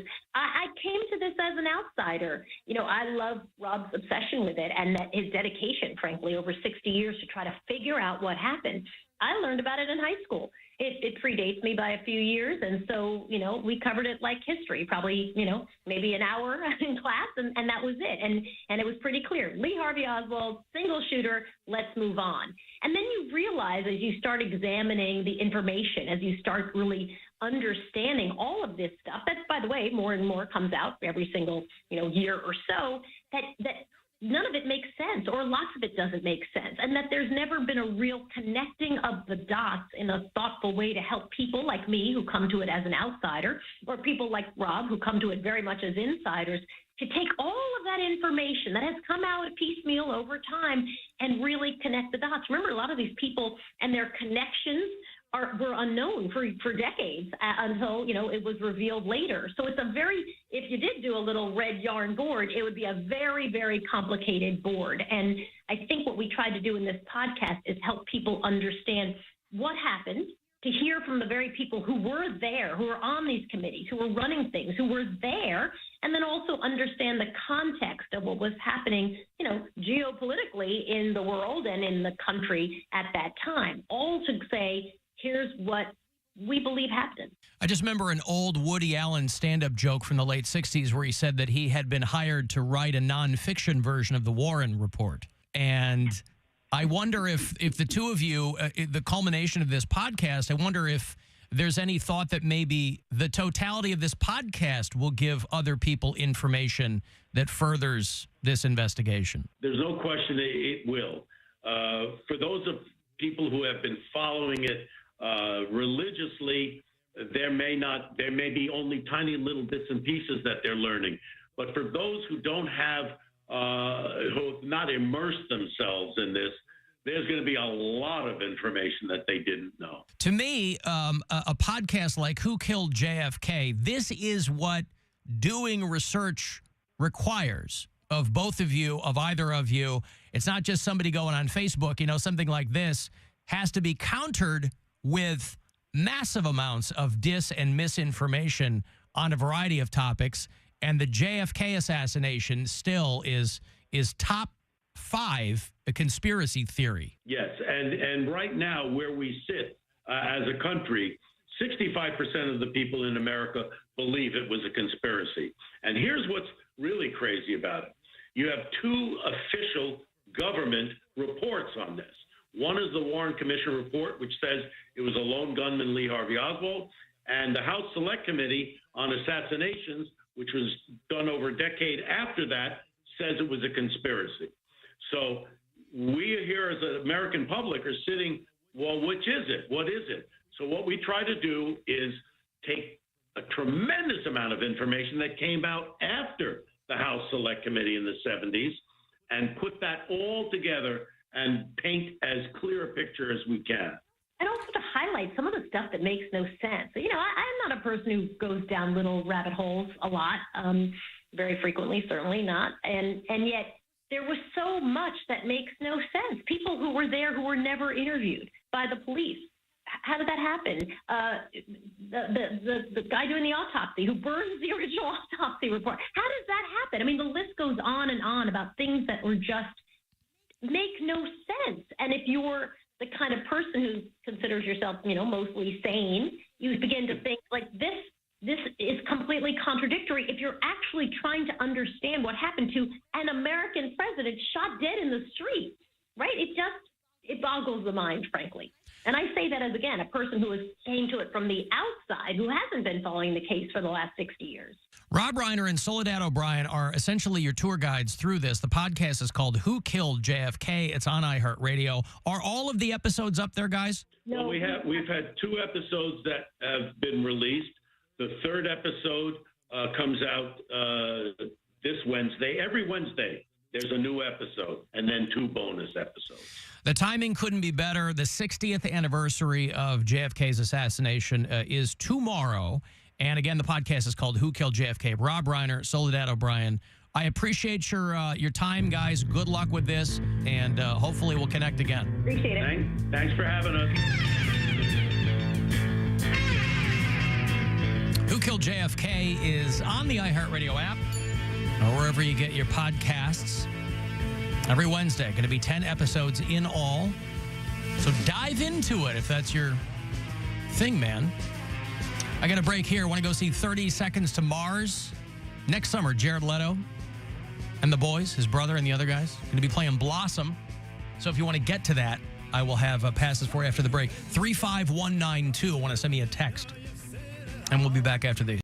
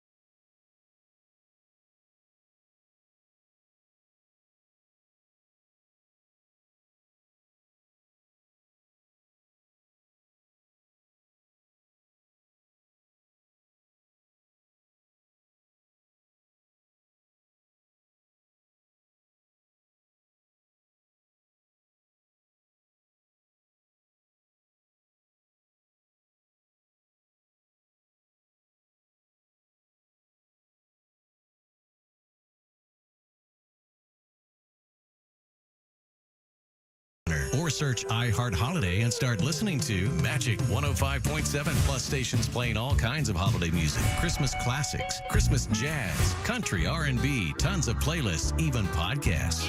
Our gift to you, the perfect holiday soundtrack. Join the millions of listeners on the iHeartRadio app. Free never sounded so good. It's time to give some stuff away. Now it's time to give some stuff away. All right, 30 Seconds to Mars have announced they're going to do a summer tour, which will bring them to Cleveland next August. 30 Seconds to Mars with special guests AFI and Poppy and Kenny Hoopla from right here in Cleveland, Ohio, who's blowing up. Rightfully so. It's a good lineup. It's going to go down at Blossom on Wednesday, August the 7th. The tickets are on sale. LiveNation.com for the details. You'll be sitting on these for a minute, but you'll be happy you have them in your grubby little mitts. 30 Seconds to Mars next summer. Good luck. Caller 10. You get my last pair this week. 216-578-1007 or 800-348-1007. Some things are never meant to be discussed in polite society. Welcome to Impolite Society. The Alan Cox Show. On 100.7 WMMS. She's like Onyx up in this bitch. She's like, let the boys be boys. Just slam. We boys make some noise. Just slam. They can only get the children slam. We boys make some noise. Just slam. Big slamming doors, big slamming doors, big like she runs. I know. I'm just trying, I'm trying to do a show. Slam! Another DJ Jake C composition. We were out on Friday. I re-aired the Mary Slam Dora segment from our old studios in Oak Tree. We had quite the larf over that. It was an accident. Accident, man. Eagles Chiefs in their Super Bowl rematch game last night. The Kelsey brothers against one another. And Eagles come out on top. Philly over Kansas City. Jalen Hurts and the Eagles got their revenge because, of course, they lost the Super Bowl to, check my notes, the Kansas City Chiefs. So there you go. People, and then I was reading this morning that Travis Kelce's already talking about retiring. So, boy, Tay-Tay got her hooks in. Good. He was talking to somebody, and he said that I've been considering retirement more than anyone could ever imagine. This was an article in the Wall Street Journal.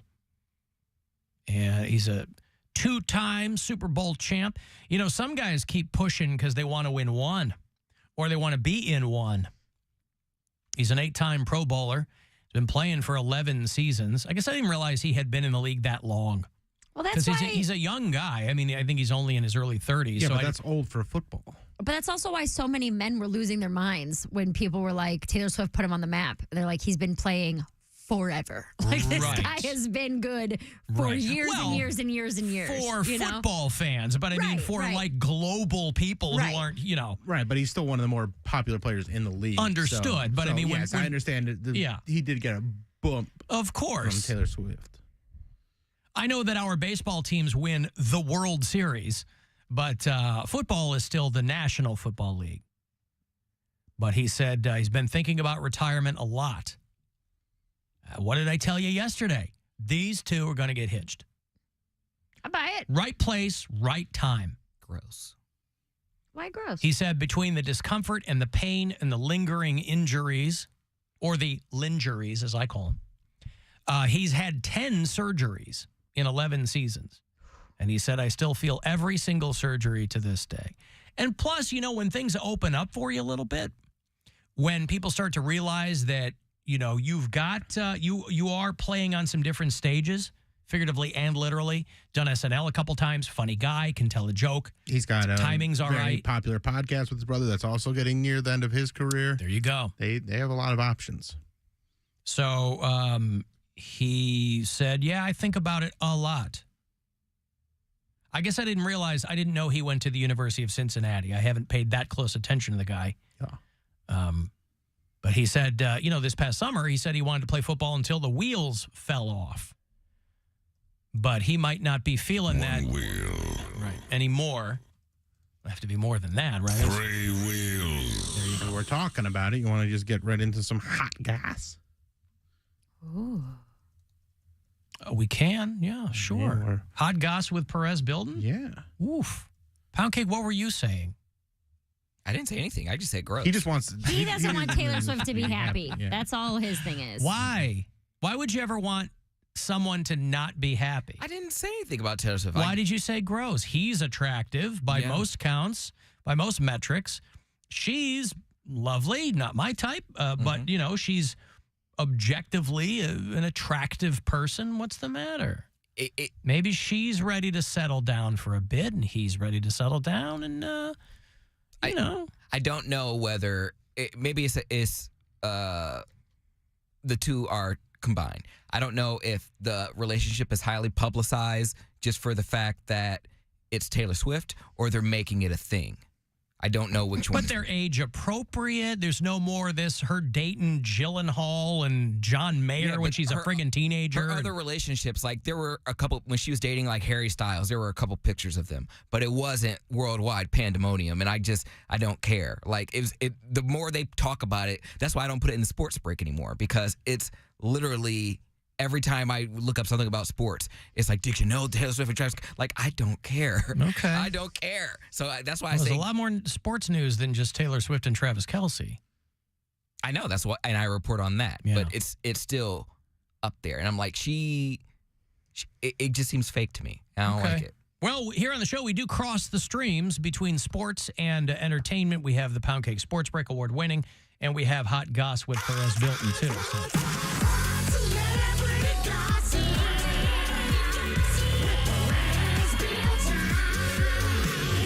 This is Hot Celebrity Gossip with Perez Bilton.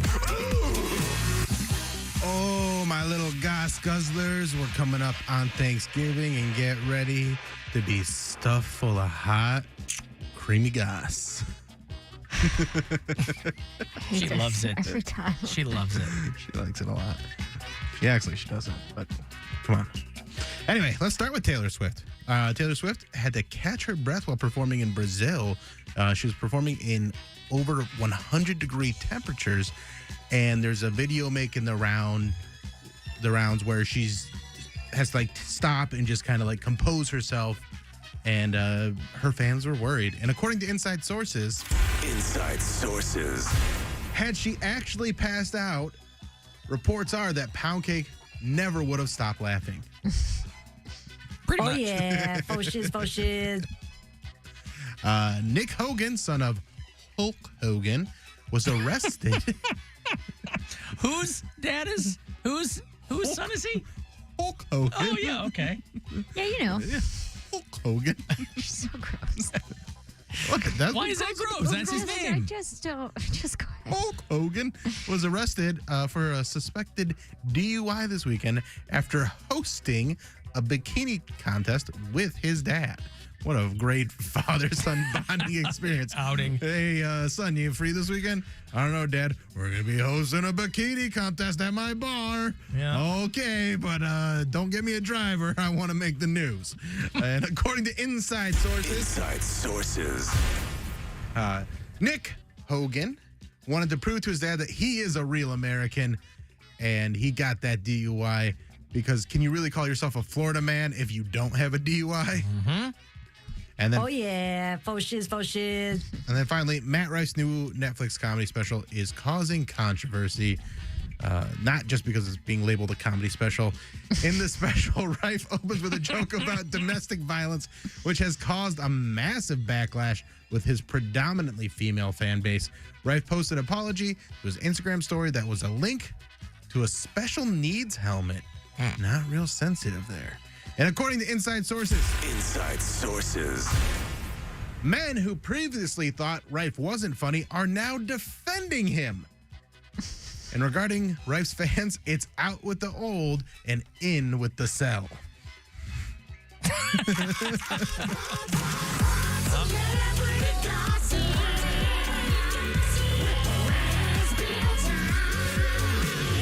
This is Hot Celebrity Gossip with Perez Bilton. Ooh.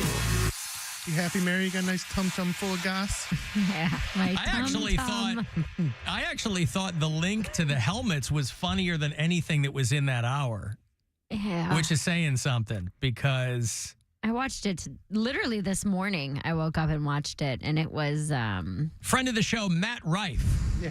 Has a brand new special on Netflix called Safety Helmets and Natural something. Selection. Natural Selection.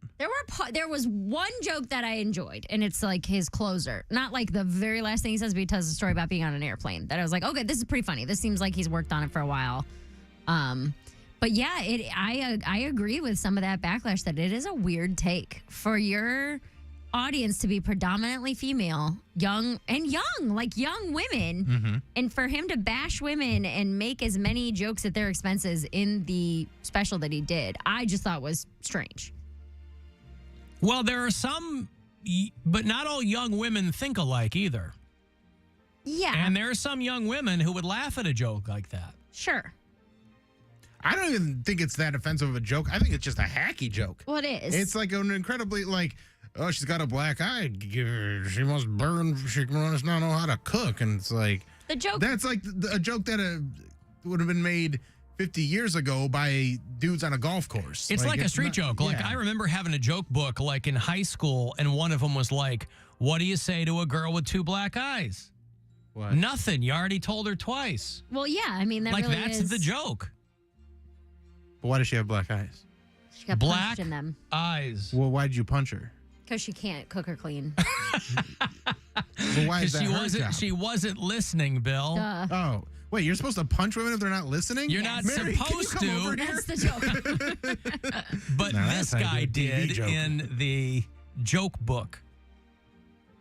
All right. Well, I just... it's not for everyone. It's for a lot of people. It's Yeah. doing huge numbers, but... I took umbrage with several parts of it. Umbrage? Full on umbrage. A lot of umbrage. All right, well, it's your umbrage to take. Tell us about I your did umbrage. take No one it. ever gives umbrage. Well, Take a lot of it. he has this whole bit about women liking crystals and how that's not okay and it's stupid and you're, an idiot and you're dumb and you're this and you're that. And that's fine. You take that personally as I someone don't. who engages in crystal... But I don't engage in crystals. Oh. Okay? But that's my thing is like, that's fine. If you want to call someone stupid for liking their crystals, fine. But then later in the set, he talks about how he believes in ghosts. And I was like, yo, ghosts are your crystals. Yeah, like, ghosts what are are you a doing? gateway to crystals. But it felt hypocritical to me. Not that I'm not a hypocrite, but I mean, like, if you're going to make fun of someone because they're believing in something that isn't real and doesn't work, how are you going to do 15 minutes or 10 minutes on how you believe in ghosts and monsters? Maybe he's a lobbyist for Big Ghost, and he thinks that crystals are getting too much attention. Oh. You know how Snoop told everybody he was going to quit smoking, and everybody flipped out, and it turned out it was preamble for an ad campaign? Mm-hmm. Maybe Matt Rife's got something cooking with the ghost people. He's going to be on Paranormal Activity. Yeah, maybe he's got one of these shows coming up where he walks around with... Teaming up with Bagans. Oh, God. My daughter's into that show now, and I'm like, this show is just the worst. The Bagans. worst. Oof. To walk through that guy's dumb museum in Las Vegas. Okay, so you took some umbrage. Just in that, from a comedy standpoint. Right. Well, Where it I was a was comedy like, special, so that's what I where you should mean. take the umbrage. Yeah, and it was it was a lot of penis jokes, a lot of sex jokes, which is not for me. But and the thing is, he was in his special. He was getting a lot of laughs. Like the people who were there were loving it, and he's doing way better than I am. Well, he can probably curate his audience too, right? What do you mean? Well, I mean, it's like a talk show, right? I mean, they're casting the audience of a talk show or an awards show. You can stand in line all day long, but they're going to go through and go, you. No, but it's people that buy tickets. Yeah, they're also buying. Like he Yeah. sold out. What was it called? Constitution Hall in D.C. I don't know Yeah. how big that is. But I don't know how much they did that with it because there's I don't think there's any audience shots because this isn't crowd work.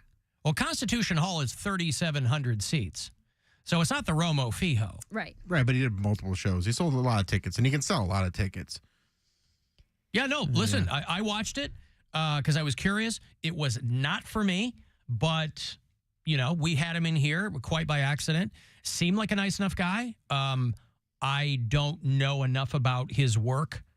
Again, my whole take was the double-edged sword of blowing up on social media is a lot of those fans love you in that format.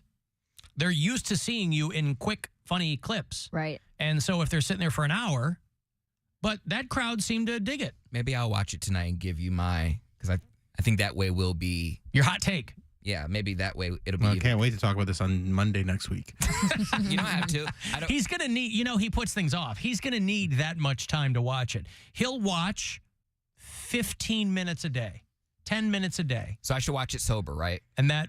Do whatever you want. Do whatever you want. But I'm just saying, do you want? Will you be largely non-sober over the break? I might hit the pin or something. Hit the pin. Well, I was thinking drunk. No, not that drunk. Okay. I'll be drunk at like Thanksgiving. Will you be in a compromised state? When I watch it, no. All right. Well, it's up to you. I just giggle more when I hit the pin. Mm-hmm. Well, we've heard that. Yeah, my thing was it just wasn't very original. A lot of the jokes you could see coming a million miles away, and they were just like, I like to be engaged a little more and not have things be so predictable, and they're just not for me. Well, it is. I was going through but people Netflix. love it. And It's the number one thing on Netflix right now. In like so the algorithm 30 is different countries. Yeah, so it's there's probably something to be said for having. For not being as clever as. Well, no. I'm saying in that format there might be something to be said for having material that can cross cultural lines. You know what I mean? There's plenty of countries where they're like, we don't find this misogynistic at all. That's what I'm saying. Yeah. They're going, this is awesome. They're like, what's the joke, though? Yeah, it wasn't funny because there were no jokes. He was just telling a story about women getting punched in the face. Yeah. Anywho. Well, it's what I think the big issue. It's up there for you. It's up there for you. It's very popular. And he opens with that joke. It's a joke about going into a restaurant and the hostess having a black eye. He wants to set the table for what it's going to be. But it isn't that. I mean, it is. There are other misogynistic jokes, but I don't know, man. I thought that a strong stance. You do whatever you want. I think that is one way to come out the gate with it. But having a mostly female audience, I feel like you're going to rub them the wrong way. They might only watch that 5 minutes and be like, screw this, I'm not watching this anymore. You did the Nick Hogan story, and this dude has not learned his lessons at all. This guy should not be behind the wheel of any car. Between crashing them into utility poles and, this guy can't seem to figure out how to operate a vehicle. But why does he use Hogan as his name? That's not his dad's name. Well, that's what they use in the article. There's another article where they're calling him Belay. But he goes by Nick Hogan. I mean, right, I'm curious why he does because that. Of the show. Because they were on that TV show together. So the Hogans or whatever. There was the Christmas Hogan Knows Best. Hogan Knows Best. Yeah, so I think it's just, and he definitely does not. That's his stage name. Yeah, okay. Wild story though. Yeah, I thought maybe you were going to talk about Wayne Brady. Oh, what happened with Wayne Brady? He got into a fight. Oh, some guy. Fist fight? Wayne Brady has to slap a bitch. A DUI. Yeah, a DUI. Some choke guy. Choke a bitch. Is Wayne Brady gonna have to choke a bitch? Yeah, Wayne Brady. Some drunk guy hit his car. He gets out, and the two of them start fighting. Got a couple shots in. Someone commented here, Mary, comedy doesn't have to make sense. Oh. Okay. Well, listen, that is a lot of the time it should. That is true. Is it? Yes. That's why it's called a sense of humor, because two people are not going to have the same thing. So that's why absurdist comedy can be very funny. Non sequitur comedy, stuff like I Think You Should Leave. There's large portions of that. Right. There's large portions of that you think not funny at all. That's just as valid as us thinking it's hilarious. Mm-hmm. You're coming at the right thing from somebody who writes material. Right. From the craft point of view. And the craft, at first blush, is relatively thin. But it's very popular, and that's great. Making people laugh. It's the business we're all honestly, in. That's what it comes down to. It's for people. It may not be for us, and he's obviously doing better than any of us are at this moment. Must be for something. Maybe monetarily, but as like a happy person, I am the happiest person I know. Xanax Bill. Xanax, yeah. If you want to watch a new special tonight, Chad Daniels, who I think is hysterical, has a new special coming out on YouTube tonight at 7 p.m. So check that dude out. Kelsey Cook's boyfriend? Kelsey Cook's boyfriend. How's she doing? Yeah, he's using her fame to launch his career. Put him on the map in comedy, I heard. Oh, boy. Yeah, only people know him. People only know him because of Kelsey. If you want to send a text for anything, 35192, AlanCoxShow.com is where you can watch. We'll be back. It's the Alan Cox Show on 100.7 WMMS. And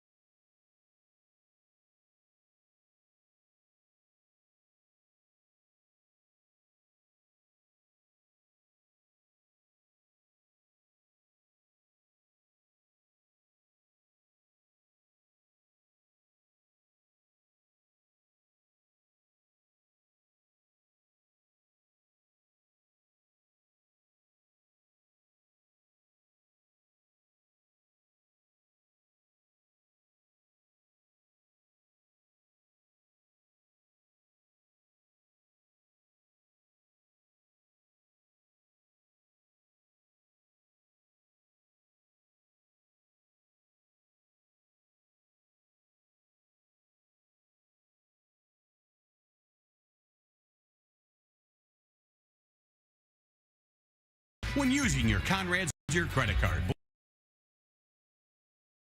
And safe on the road.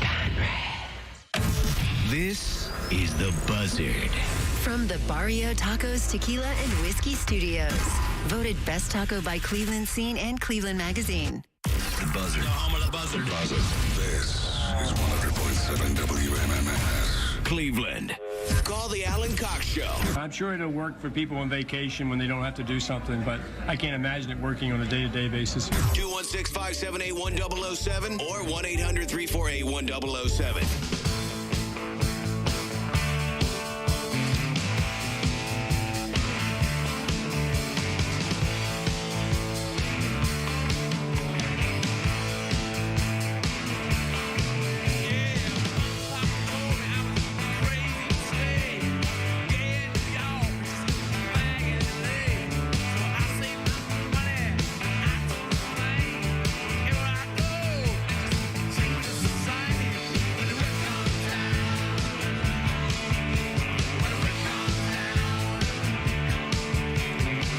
This Poundcake.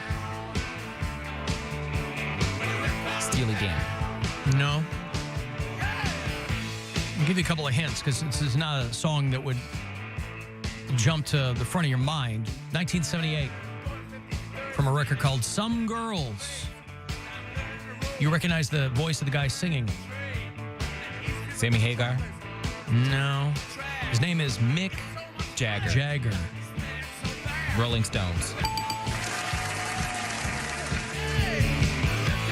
Rolling Stones are coming to Cleveland. You might have seen some of those billboards that were kind of teasing that prospect.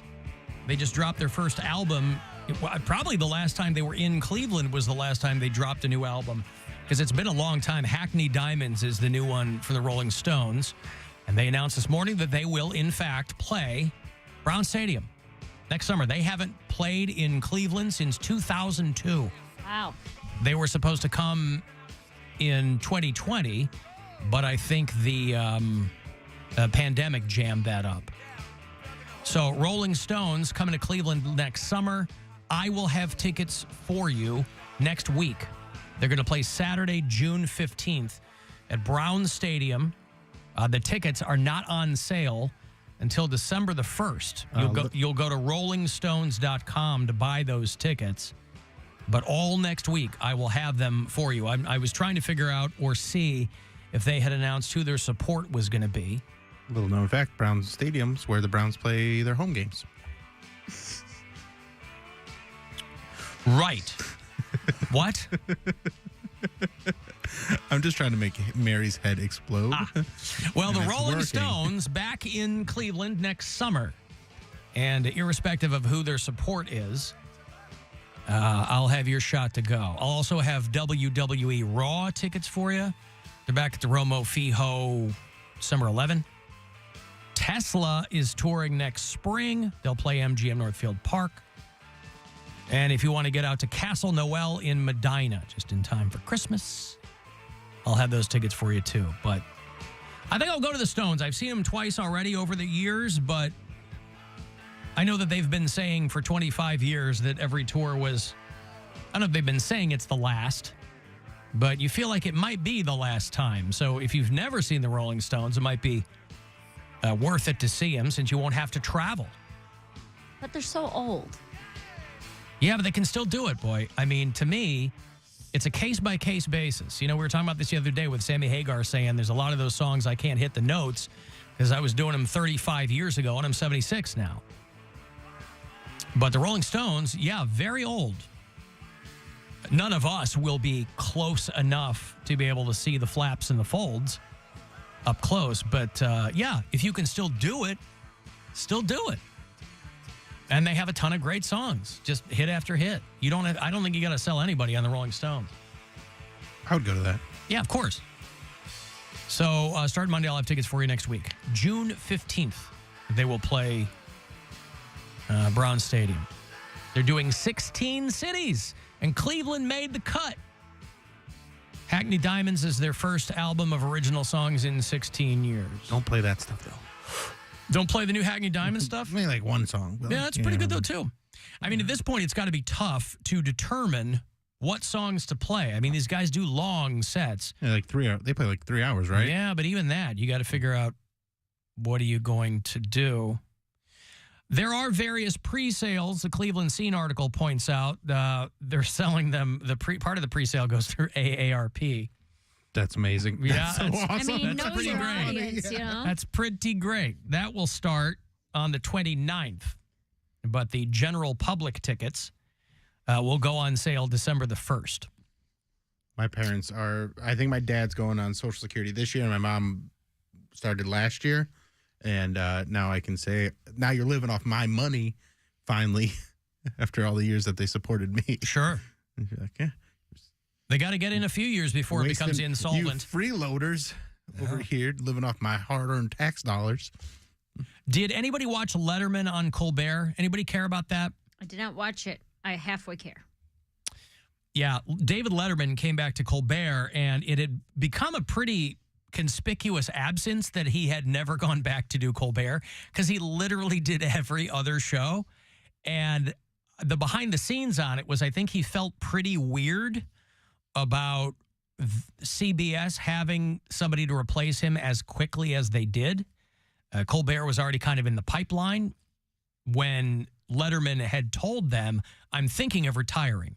You've got a plan for what the next thing is. You have to have at least an idea of something in place. And so I think it was like 2 weeks after Letterman announced, and they said, Stephen Colbert is going to take over.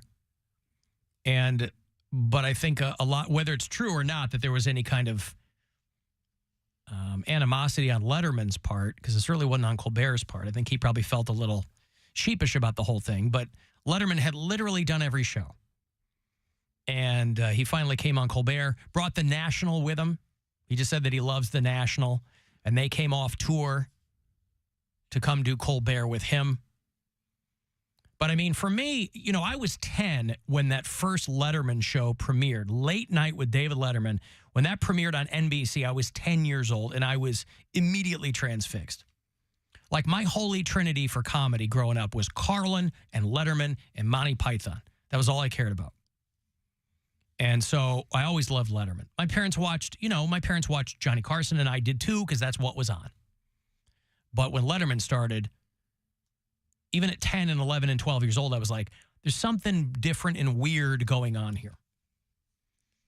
And so David Letterman went back to the Ed Sullivan Theater last night. My guest tonight certainly needs no introduction. Please welcome back to the Ed Sullivan Theater, Mr. David Letterman.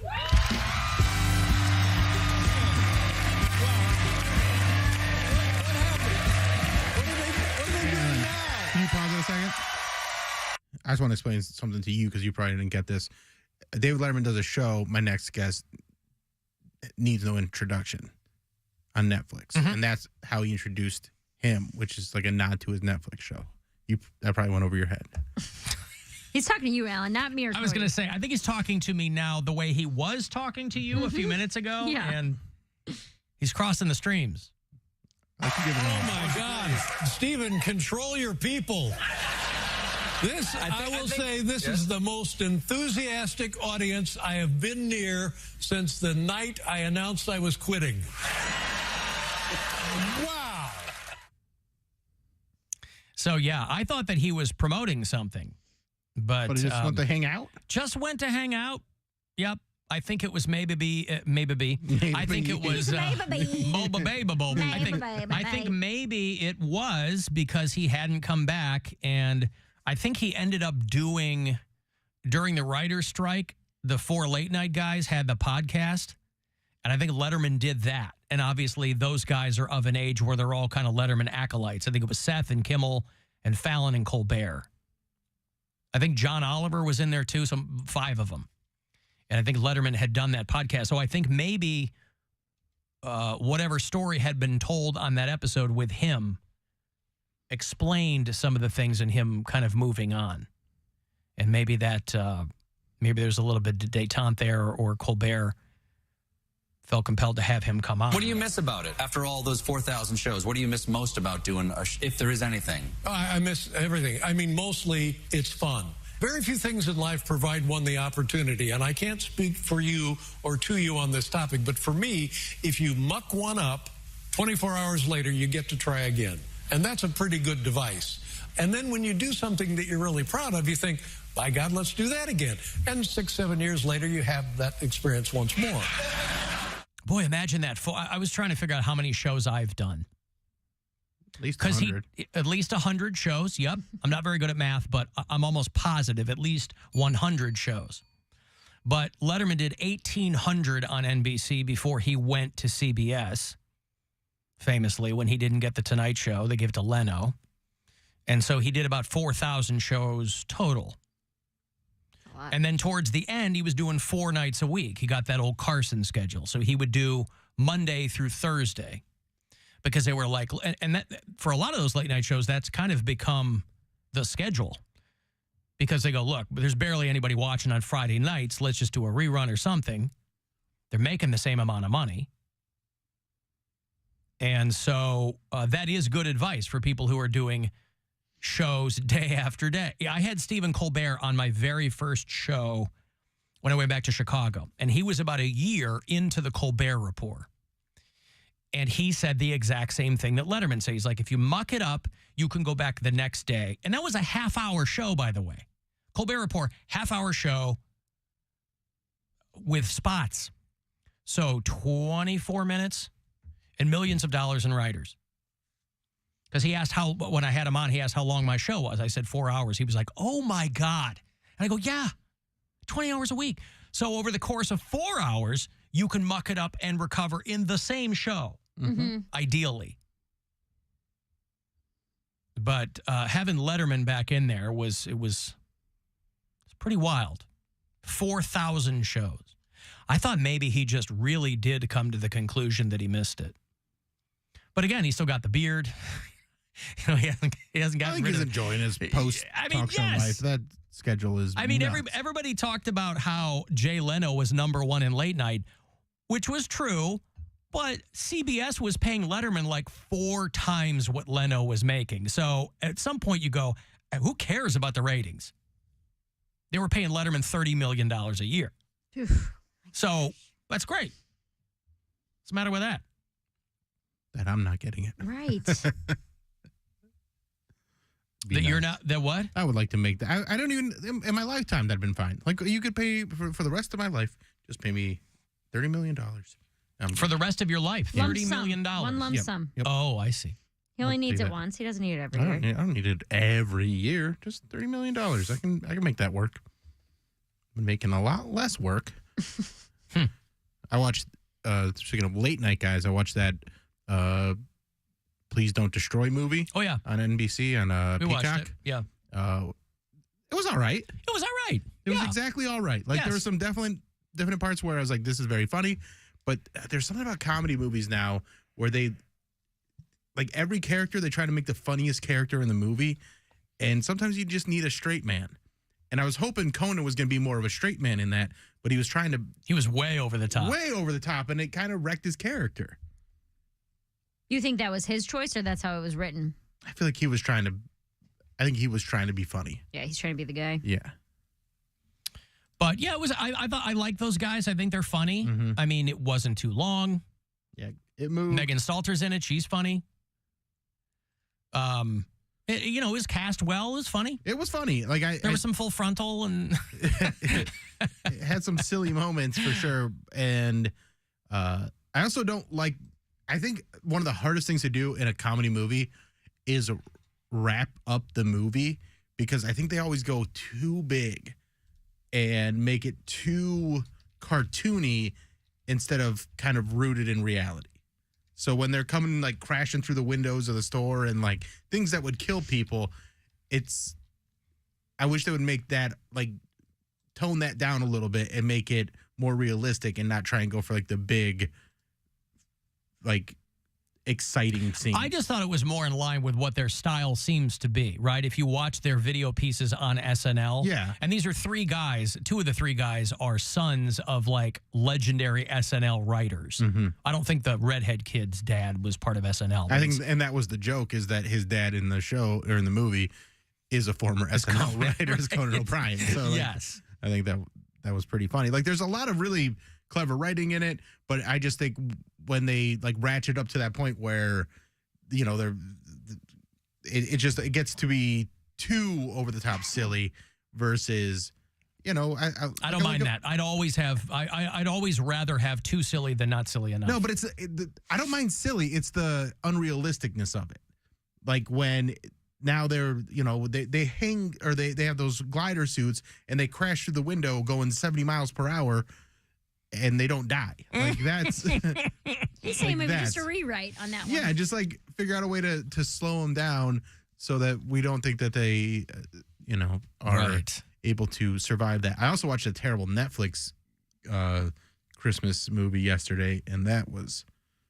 Well, you lost me at Netflix and Christmas movie, so I don't know what that. It's got Heather Graham and Jason Biggs and Brandy and Poundcake. I don't know what. Are you a Brandy fan at all?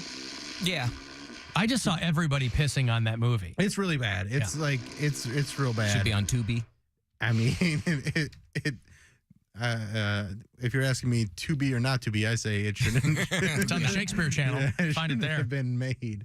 I just love that Heather Graham is still doing stuff. She's also in a movie right now called Suitable Flesh, which is awesome. If you're like an H.P. Lovecraft fan, she's in this wild movie called Suitable Flesh that I think is on Apple or something. But between that and the Christmas movie that everybody's crapping all over, I love that Heather Graham is still showing up in weird stuff. I like that she was in it, and it's one of those movies where you can't quite figure out what the characters are because there's like this weird sexual tension that's happening between certain characters that never gets resolved. It's called Best Christmas Ever. Yeah, there's weird like storylines that don't go anywhere. It gets kind of sexual at moments, but they don't want to cross the line, so like they reel it back in, and I'm like, is this a Christmas? Like what are we watching? Yeah, what are we? There's she's like over the top jealous. I don't know. It's weird. It's like they tried to make a vacation movie with a female lead, but it just didn't hit. What led you to click on that in the first place? It was just a Netflix Christmas movie. It was just a buddy wanted to watch it, so I was like, all right, let's do it. And it was not a guy buddy. No. Yeah, my buddy came over and said, hey, let's watch Best Christmas Ever. All right, Joe, let's watch it. Yeah, that's right. Yeah. It looks fun. It looks properly cast. It is Christmas season. I like Brandy Norwood as much as is that her name? As much as the next guy. And Heather Graham. Does Jason Biggs bang a pastry at any point in the movie? Why are you from Brooklyn all of a sudden? Why not? Because my friend what, Joe. you don't think we have Christmas in Brooklyn? Hey, I'm in from out of town. Let's watch some Netflix Christmas. Or are you Rocky? I can't tell what you are. That's Philadelphia. This is Brooklyn. Like the Mario Brothers. Like the Beckham kid. Brooklyn.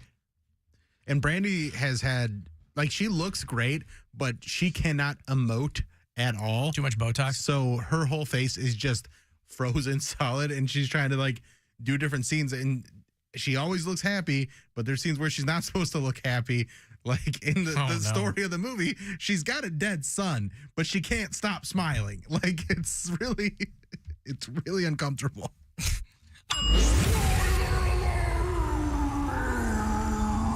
She does weird singing too. Like she is a singer, but her singing is very baby voice singing. Oh, all right. Maybe she's one of those evangelical wives. Maybe she got the fundy wife voice. All right, I've got to take a break. If you want to send a text, 35192 to get me there. You can watch live if you like at AlanCoxShow.com. iHeartRadio Alter Ego 2024. Presented by Capital One. Sold out. Your only way in is to win. Don't miss Paramore.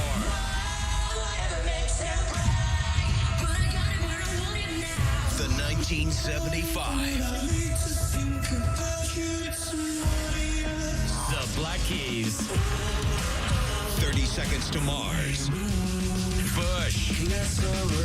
Sum 41. Yellow Card. Lovely the band. The Last Dinner Party. iHeartRadio Alter Ego 2024.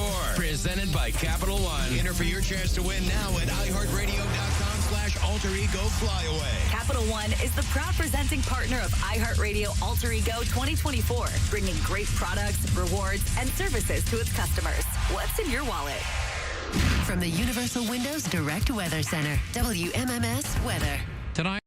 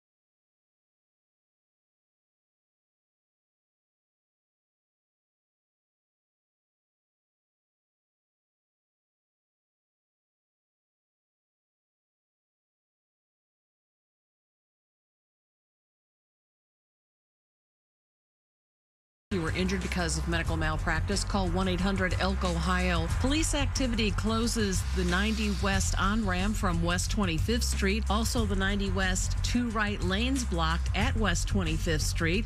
That has traffic backed across the Inner Belt Bridge onto the Inner Belt South. Brake lights from West 7th. 77 South, the wrecks at Brecksville, back up from Miller. Jackie Roberts in the traffic center. This report is sponsored by Conrad's Tire Express and Total Car Care. In celebration of Conrad's 38th store opening in Canton, get up to $325 back when you buy a set of 4 eligible Goodyear tires when using your Conrad's Goodyear credit card. Blue Falls and Conrad's, keeping your car clean and safe on the road. The free iHeartRadio app is your home for the holidays. Open the app and click on the holiday banner or search iHeart Holiday and start listening to Magic 105.7 plus stations playing all kinds of holiday music, Christmas classics, Christmas jazz, country, R&B, tons of playlists, even podcasts. Our gift to you, the perfect holiday soundtrack. Join the millions of listeners on the iHeartRadio app. Free never sounded so good. It's time to give stuff away. Hey, hey, it's time to give stuff away with Alan Cox. All right, you want to go to, go see a Monsters game. How about that? I'll get you a 4-pack of tickets here. Your Cleveland Monsters is going to be taking on the Utica Comets. It's a week from Saturday. It's the 2nd of December at the Romo Fijo. It's also Monsters Family Night, which means the first 2,500 kids, 14 and under, get a Monsters jersey. That's a good time. ClevelandMonsters.com for all the info. Monsters Comets on the 2nd. 4 tickets for you. Call 10-216-578-1007 or 800-348-1007. Welcome to the Rock and Roll Hall of Fame. Forget the Rock Hall. When does Poundcake go into the Country Hall of Fame? My truck, my beer, my guns. Say it again. It's the Alan Cox Show On 100.7 WMMS.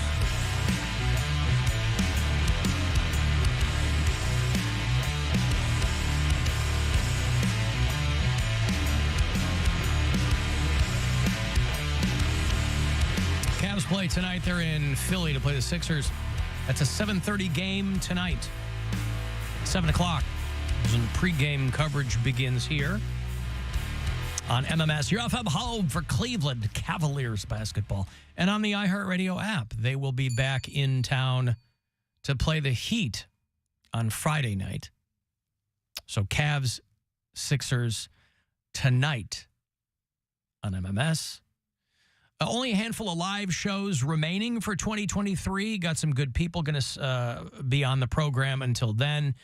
Kathy Griffin, Dee Snyder, our buddy Chris Frangiola is going to be back in. And whoever else I can squeeze in. There's a hot funny, Chris Frangiola. A hot funny? Yeah, he's hot and he's funny. Where's the hot funny come from? He's talking about Matt Rife. Oh, Matt Rife. Yeah. People are giving Matt Rife a hard time. Like, oh, you can't be hot and funny. Well, because Chris Frangiola does it. Now, is he old? Yes, he is old, but he's still hot. Well, somebody texted me when we were discussing the Matt Rife thing, and person texted and said, I love the show, but you guys are the problem with America. Yeah, we are. You are demasculating America. I think emasculating is what they're going for there.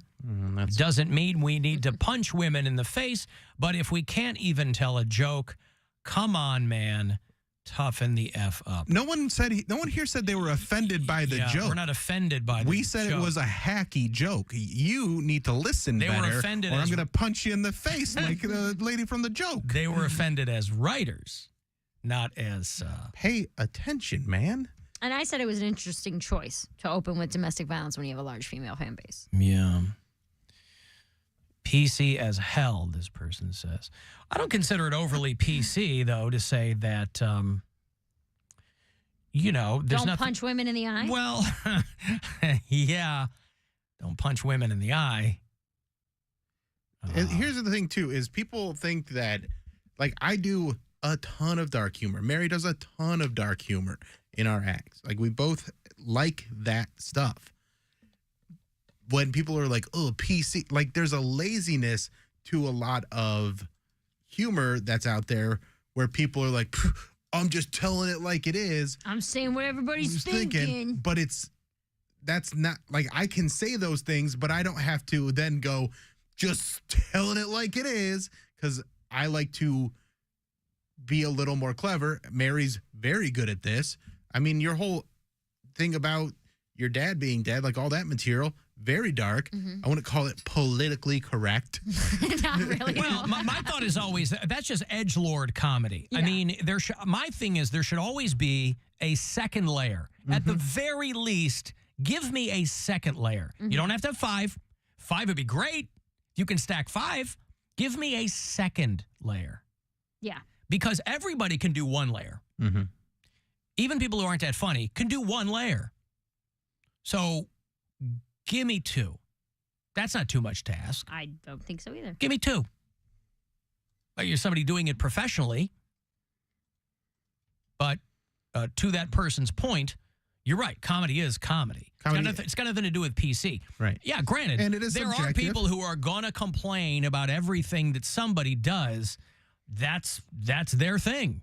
That's something they didn't care for. Doesn't make them overly politically correct. And there is absolutely comedy that I don't agree with that I laugh at, but it's well written and it's well performed and it's not, and it's original. Originality is my favorite thing for comedy. If I'm hearing a joke and I'm like, I haven't heard this. I've never heard this. Or I've never heard a take on this, Yeah. or like it catches me off guard. That's what I enjoy.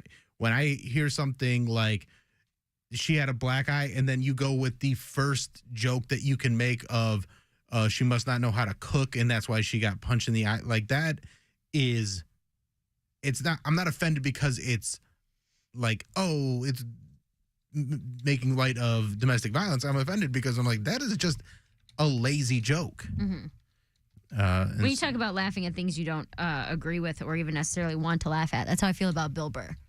I don't really like Bill Burr's comedy, and I don't agree with almost any of his premises. But you laugh at all. He rubs me the wrong way at the beginning of every single joke. Every joke, I'm like, this dude's a misogynist, this dude's out of touch, this dude's old, this doesn't get it. But then he's so good and so clever that by the end of it, I'm laughing, and I'm like, I don't even like you. Like, I do not like your presence as a comic, but you're so good. And that cleverness is something that some people think is they're pulling off and they're not. Right. There's a lot of people that act like they are clever or but there's not. That's what Alan's talking about, that second layer or third layer where it's a little deeper than the surface stuff, and that's what I enjoy more. By the way, you can only hope to be original because originality is very subjective too. Because that's what I was just saying. Originality is very subjective too. Stop copying me, Bill. I'm just giving my 2 cents. It's parallel thinking. I think Bill was the first one who said that. That's what I heard. Just because, I mean, you know, you might not be hip to a really old joke. Yeah. Well, I actually made that point and somebody to Bill. go, oh, this is, you know, and people go, yeah, but so-and-so, and you go, okay, I don't know what to tell you. We also... You know, I'm a younger comic's going to go, I'm 27, I don't know, I'm not going back to the late 60s, and that's fair. That's a fair point. Like, when people want to talk comedy with me, I warn them, I go, you're not going to like anything I say, because you're a casual comedy fan that watches comedy sometimes. We are snobs. We are comedy snobs. So when people want to talk comedy and I go and they tell me who they think is funny and I tell them either I'll just, I won't, yeah, when I go, whatever, not for me.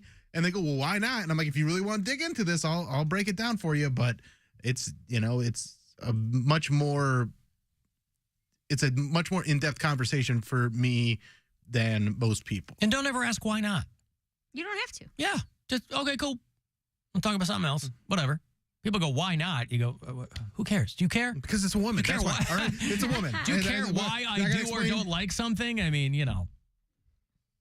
So, you know, I like Poundcake. It's just me, right? A lot of people don't. That's fine, too. Yep, and I never ask why not. Of course. He's too smart for that. I never ask why don't you like me, or when I give you guys some of my favorite comedians, and you guys say I don't like them. I never ask why not, because I don't care, because they're still my favorite. Yeah, who cares? Who are some of your favorite comedians? Who cares? We just said it. Who cares? Tell me. Cat Williams. Who Cat cares? Williams is so funny. I'm sorry. Cat Williams is hilarious. And I'm subjective in the fact that I have no problem with Cat Williams. I don't either. Like I can also be reasonable. Like I like some of his older stuff. I went to see him when he came to Akron. Yeah, you walked out or something, didn't you? I didn't walk out. Oh, okay. No, but like his new material, it was not good. In fact, he kind of repeated something that Mary said at the comedy tour. Ooh, he stole my bit. I think his was before yours, actually, but I know you didn't I stole get it his from Cat bit? Williams. Wait, he said something that she said at the comedy tour. Comedy tour would have been 2019. Did he Did you recently say get the sober? N-word then? I don't think so. Wait, that was the year she was dressed like a leprechaun. So it was less about the content and more about the aesthetics. Did he used to be a pimp? Was that what it was? That was it. My hair's luxurious, bitch. I just know that he did a New Year's Eve show in Chicago at a pretty big theater, man, and people were like wanting their money back. And it was his crowd. I still think he's funny, but I think everybody's got probably those signposts of shows that did not go the way they had hoped. Yeah. What bit did I steal from Cat Well, Williams? it wasn't necessarily a bit. It was like the same subject matter. He was talking about Arby's having the meats, and he told a story similar to yours. And I was like, wow, that's a similar story. But it was a similar story, yes. Similar story. but it wasn't the exact same bit. So that's how I knew it wasn't the same thing. But his opening act, the guys he brought on the road with him were really good. Like they were, I followed them all on Instagram, and I would like watch them from time to time. They're really good. But that particular show I did not care for, but I still support him. The Monique special. Monique is, again, a legend. I grew up watching the Parkers and the Queens of Comedy. I respect the hustle. Her Netflix special, with all the hype that came with it, with her suing Netflix Screaming and and doing all that yelling, stuff, yeah. that was not great. But I would still go back and watch some of the old comedy that she did, and I love it. So I would still support. Kat's work was getting overshadowed by all the other dumb crap he was in the news Getting for. beat up by a 13-year-old and stuff. He hits a Target cashier, and then he's going to retire from comedy, and then he's going to sue the city of Seattle, and all this. You're like, come on, there's man. some people, and I will say, Just be funny. What their gift is. Cat Williams. Poundcake, we call them those people, not some people. There are some people out there that do not have to necessarily have an act. Some people are just naturally funny. If they get on stage and rant, in my opinion, again, I'm not a comedy snob like you guys. I'm not picking apart every little thing because I don't know timings. Well, I'm watching from a fan. But you know what nobody's you getting like, up there off the cuff. and that's the thing. Cat Williams did like 4 or 5 specials in 4 or 5 years. But they were all good. And they were right, great. But, and they he were had, all good. but that will burn you out. Burn himself and out, so yeah. like as you take those and then you try and recreate that again when you don't have as much time, you don't have as much like material to draw from because you're drawn from a dry well. That makes it really hard to go up and do that. And also, comedy's not a thing where you can go up and play the hits. Yeah. You got to do new Correct. stuff. You have to do new material, and that's the thing. But just the way he talks, is not like a normal human being. He's a funny person. He talks like a comedian. No, he's got a funny persona. He's got a voice, which is great, but you still need something to back it up. And I think he came out with it's really difficult to maintain that, especially when you put out the amount of material that he put out over that, like, correct 10-year because run. Besides the specials, his bits became cartoons, and he was voicing the cartoons. One that my family goes back to is the I don't even know if I can say it, but it's talking about tigers in the zoo.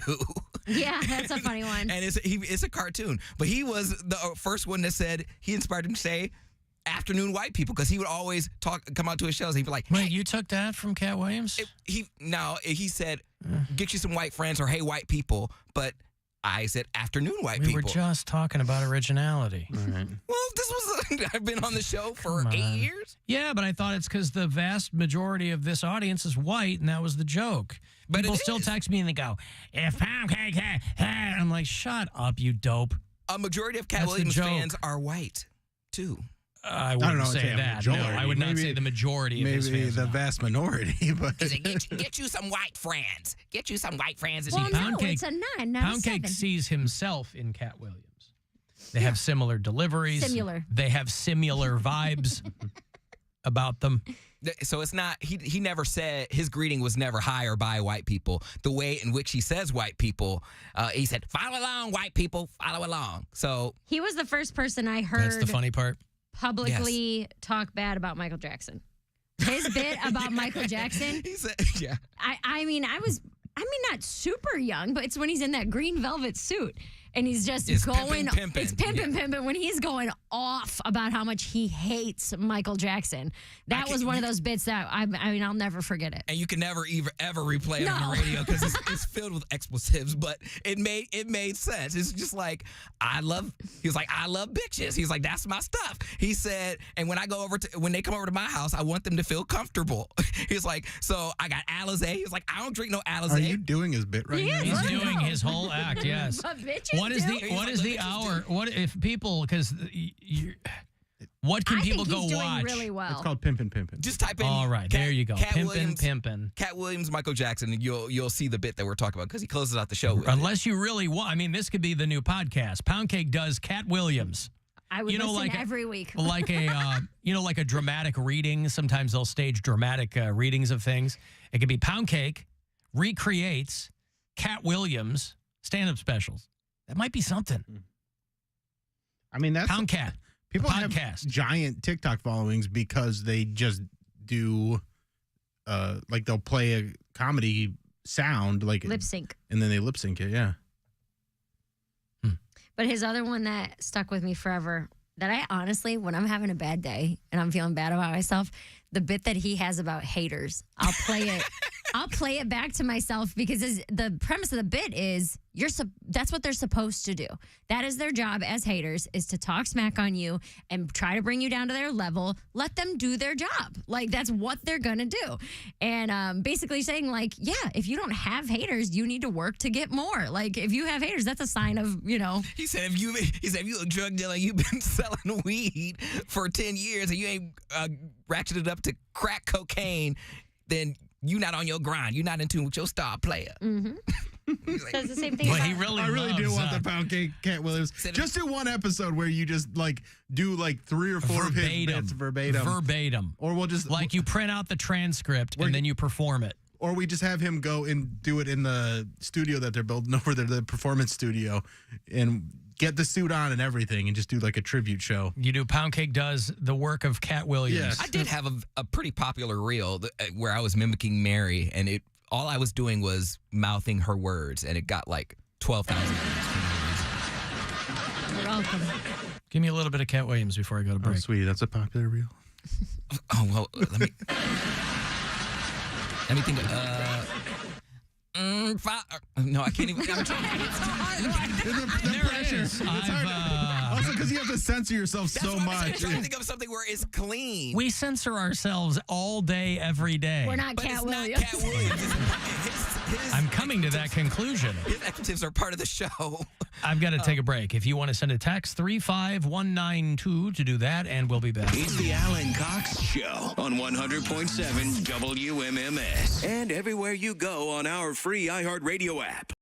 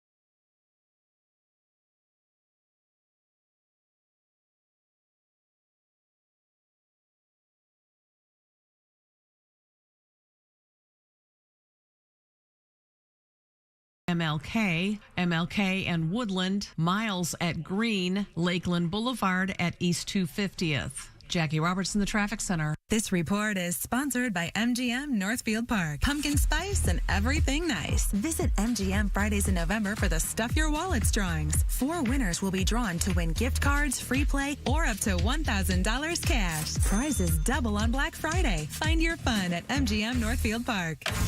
This is The Buzzard. From the Barrio Tacos Tequila and Whiskey Studios. Voted Best Taco by Cleveland Scene and Cleveland Magazine. The Buzzard. The home of the Buzzard. This is 100.7 WMMS. Cleveland. Call the Alan Cox Show. Girls, this is your opportunity right here. A nice boy, let me tell you that. 216-578-1007 or 1-800-348-1007. I'm bored. I'm the chairman of the board. I'm a lengthy monologue. I'm living like a dog. I'm bored. Bore myself to sleep at night. I bore myself in broad daylight 'cause I'm bored. Cavs play tonight in Philly. Just another slimy boy. 7:30 is your tip-off. 7 o'clock is when your pregame coverage will begin. You'll hear the dulcet tones of one Michael Snyder. Cavs Sixers tonight, 7:30 on The Buzzard and on the iHeartRadio app. If you listen there from out of state, I'd like to know where you are. Jessica is our bureau chief in Hell's Kitchen, right there on the island. Sasha listens in Portland, Oregon. Andrew is out in Cooper Landing, Alaska. Boy, they've been getting hammered with snow in Alaska. And you go, well, yeah, duh. But it's not always like that. You know, there's been a lot of warming going on the farther north you get, but they're just getting completely obliterated out there now in Alaska. Oleg listens in London, Ontario, one of our Canadian bureau chiefs.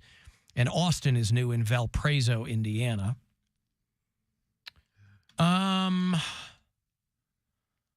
Some people were texting me with stuff that I wanted to get to, and now I can't find them. No, that's okay. Hey, Alan. It's Eric in Pittsburgh, one of the bureau chiefs there. Many years ago, I was a bureau chief in the Pensacola, Florida area, and I called in with signs that you listen to the Alan Cox Show too much. Just 3 things that came up in life that I realized, wow, you know, that really came out of an Alan Cox Show listener brain. And I've got another one for you. Yesterday, my fiance asked me to add white tuna and water to the list. And I almost said, why it gotta be white? Oh, there you go. Okay, thank you. Right. White tuna. Honey, put white tuna and water on the list. Well, white tuna is the superior fish. Why gotta be superior? Nice try. It is, some people will go for your albacore. And I will cop to the fact that I don't, not well versed in my tuna. I'm no fish detective, as it were. By the way, speaking of Pennsylvania, congratulations. Eric's there in Pittsburgh, and we have a lot of bureau chiefs in the Keystone State. Many people who have been with me for over 20 years. And congratulations to the fine, fine people of Pennsylvania, because the governor, Josh Shapiro, says that he is going to sign into law a ban on rectal exams on the unconscious. Hey, there you go. It's long overdue, I'll tell you what. Better tell the aliens. If you have, I don't know the state of marijuana in Pennsylvania. I haven't kept my finger on that pulse, but apparently up until just now, rectal exams on unconscious patients has been legal. The House and Senate there in Pennsylvania unanimously approved the law, and Josh Shapiro is getting ready to sign it. Now, this is, of course, bad news for people who were, I'm sure that there was a pro-unconscious patient rectal exam lobby there in Pennsylvania. I'm sure that was a hotly contested issue. Listen, they can't all be issue 1 here in Ohio. You know, they can't all be that monumentally important. Some people probably ask, though. Some people ask what? Like, put me to sleep before you go in there. I don't want to, like... Well, no, but that you give consent. They're talking about saying when you're under for rectal something else. exams on unknowing, unconscious patients. Yeah. Well, that was legal? That's what I was going to say. That was yeah. legal. That was a wild. Here's my question, though. Is this one of those weird legal laws that doesn't actually get practiced where they're like, you can't walk an alligator on Saturdays? Or, you know what I mean? I'll do what I want on a Saturday. But that's what I mean. There's like those And weird... so will my alligator. There's weird written laws like that that don't really matter. Alligator to some exercise, he gets cranky. It's leg day for that alligator. Look how low he is to the ground. No, they said that they were stunned to learn that medical students and medical institutions were legally able to perform rectal and pelvic exams on patients without their knowledge while under anesthesia for unrelated procedures. That's wild. That's absolutely insane. That is some perv put like he's like, let's just keep this one off the books. That's right. Oh, that's right. What you know can't hurt you. There's another university's about to go through some tough times. But also, how do you find out about that? Like, you go in for a dental procedure, and then the next day your butt is sore? That's what I'm saying. Seinfeld. But that's what I'm saying. Like, that's like... talked. Yeah, they need to obtain clear consent from patients. But students, it's considered an essential teaching tool. Students first practice on mannequins and non-patient volunteers. Now, they're burying the lead here. That means that in medical school, there are non-patient volunteers who are saying, I'll take the rectal and pelvic exams. Get in there. Get in there. Start rooting around. Yeah. I lost a sack of marbles years ago. You're like a pig and some truffles. Figure out what's going on. See, now when it's put that way, that makes a little bit more sense. Well, no, you need consent. Never mind. You need consent. I was like, from a school standpoint, like they have to put you under, because you don't want someone who doesn't know what they're doing down there. And by the way, not exactly a pat on the back. I mean, better late than never. But this first came to light in 2012. Oh, wow. That shows you how long Pennsylvania was under Republican control. For 10 years, they couldn't give a fat frog's ass about this kind of stuff. Now you get Josh Shapiro and the House and the Senate in there. They go, yeah, let's fix this.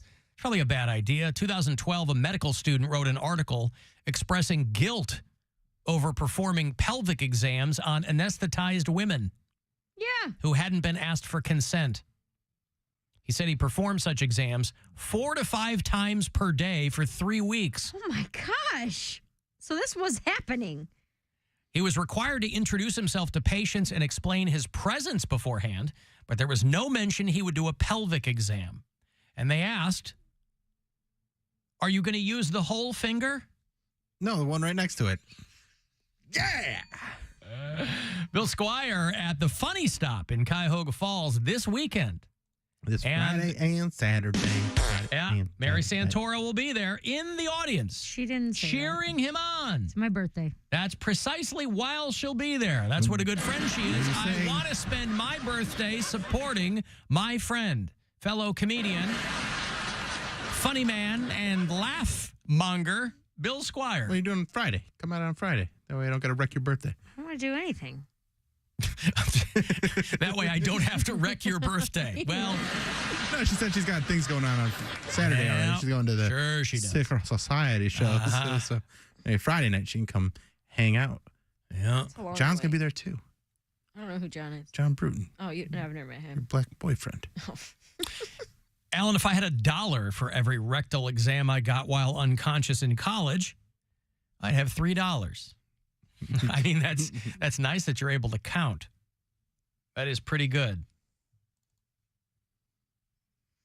Because a lot of people can't count. Mm-hmm. I mean, just in general. So they don't know how many unconscious rectal exams they got. But it still sounds like a cheap date on Saturday. Sit there and support Bill Squire. Yeah, if you can't count and I can't count, that makes 3 of us, right, Alan? I'll tell you what. God. Oh, my God. I want to go home so bad. Oh, the hillbillies are starting to pour in for my family. How so? One family's here now. They just got in. My MAGA brother just got in. They got an Airbnb. And then my 28-hour workday At least they brother. got an Airbnb, though. Oh, my God. They usually do. That family is like, we'll that get our own a little hotel more together. room. Yes. Yeah. The 28-hour workday brother is like, how many couches you got? He's so, what's the Christmas Story uncle? What's his name? The Christmas, I or don't not know. Christmas Story, Christmas Vacation. Oh, Uncle Eddie? Uncle Eddie. Yeah, that's him. Crappers Full? Crappers Full. Yeah. Where he's like, well, we're going to stay here about 3-4 weeks. Well, after the first of the year, we're going to let you know, like that kind of thing. All right. Well, it'll be fun to have some family around. I mean, I'm excited. Yeah. Does he like math jokes? Because I'll tell you what, right now. Or is it just you that's opposed to them? I think it might just be me. Because I'll tell you what I've always said, Bill. There are 10 types of people in this world. People who understand binary and people who don't. I like the one, there's people that know how to extrapolate data from incomplete, or extrapolate from incomplete data. Oh, it's like we've got Duke on the phone all of a sudden. And, right. Alan, got a question for you, my guy. All right, I've been a podcast listener for about 10 years. Big fan of the show. But over the past 3 years, maybe 2 years, I would say something happens daily on the podcast file. I'll be playing it when it gets released, and I'll be mid-segment, could be any segment, and it will skip back in time to an earlier point in the show. But what's bananas about the skip is it happens almost every time in between sentences. So it's not like somebody gets cut off and I'm tipped off to the skip. It always happens in the slight pause in between sentences. And anyways, I'm just listening along, whistling, dancing in my kitchen to you guys jimmer-jammering. And I'm catapulted back in time, and I start hearing things I already heard, and I start thinking I'm stroking out or something. Now, I don't mind. I'm stroking. Because I'm a fan. But I just want to know, what is that? Maybe he is stroking. Depends on, I think that has to do with what app you're using. Well, I tell people, hey, if you're on the iHeartRadio app, just update it occasionally, because they'll go, how come the show's never there? I'm like, I'm looking at the last 3 shows right now. Mm-hmm. But also, I mean, I didn't really want to talk about it, but to that person's question, since he did come right now to ask, I have been conducting low-key time travel experiments.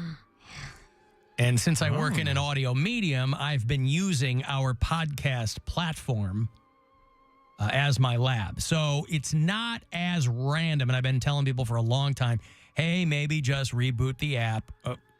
Because I didn't, I wasn't able to extrapolate from data yet. So this way, I've fortunately, I have your consent to do it because of the terms of service on the app.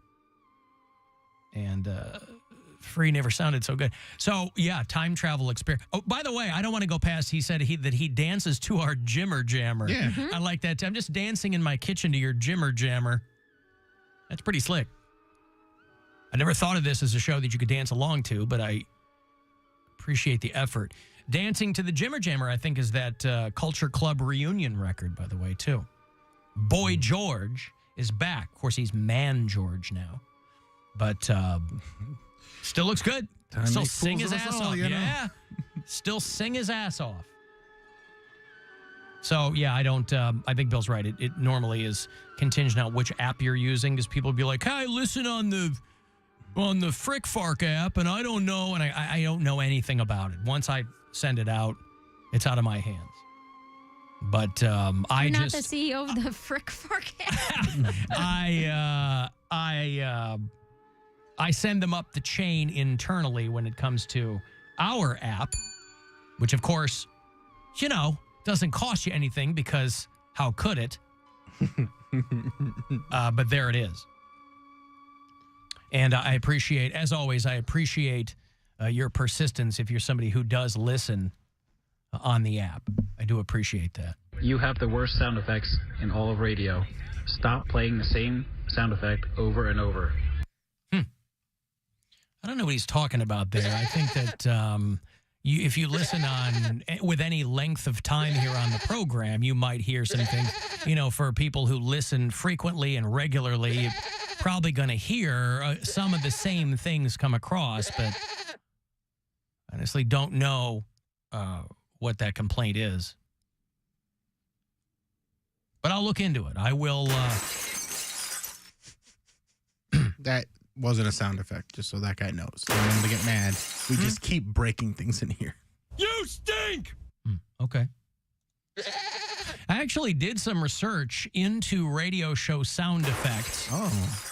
Drops. And the That's what we rankings? call them. Yeah. Here in the biz, we call them drops. So to that guy's point, I dug into all of radio, and it turns out I was surprised. I'm number 27 on the radio shows with the worst sound effects. So not the worst in all of radio, number 27. So, yes, absolutely. To your point, sir or madam, always room for improvement, but I'm okay with that. But spare a thought for number 1 on that list, by the way. Worst drops in all of radio. That is Butterbean and the Fart Sisters. They do mornings at 96.7 The Rocket in Hot Springs, Arkansas. And so, boy, that is a dubious honor right there. But insofar as me playing the same things over and over again, I don't know what you're talking about, and I think that... You see what you've done? Do you see what you've done? Try this one. Why not that one? It's pronounced Gordon. How about that one? Yeah. How about this one? Tell us all about it. Remember her? Yeah. That one's... Tell us all about it. Uh-huh. Talking to a kitten. Wasn't that a man? Huh? Was that a man or a woman? It was a It was a woman. woman. Okay. Doing the raping? That was a woman. Well, who's doing the raping? Yeah, Yeah. that was a woman. Yep, a big, fat, orange woman.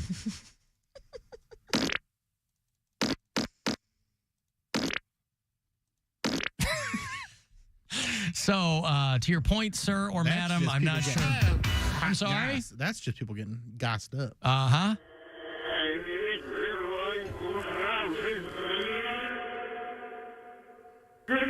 Remember when we talked to Rick after he died? Yeah. He spoke to us from the beyond. Yeah. They said good night. Woof. Hoofa. So, sir, thank you for that message. I will take into account your constructive criticism. I will go through the drops and see what we end up with here. And I'm sorry? You need to check and see who's helping with the live stream today, by the way. Oh, who is helping with the live stream today? Steph McGuts. Steph McGuts is helping out today. Is that short for Stefan or Steven or? I think it's Stephanie. Stephanie.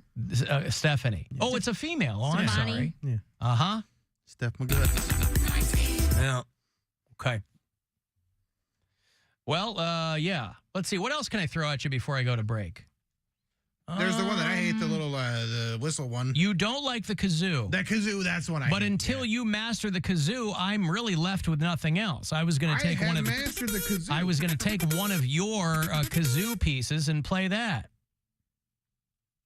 But it didn't work out. I never ever wanted to be a man. I wanted to be a pretty lady.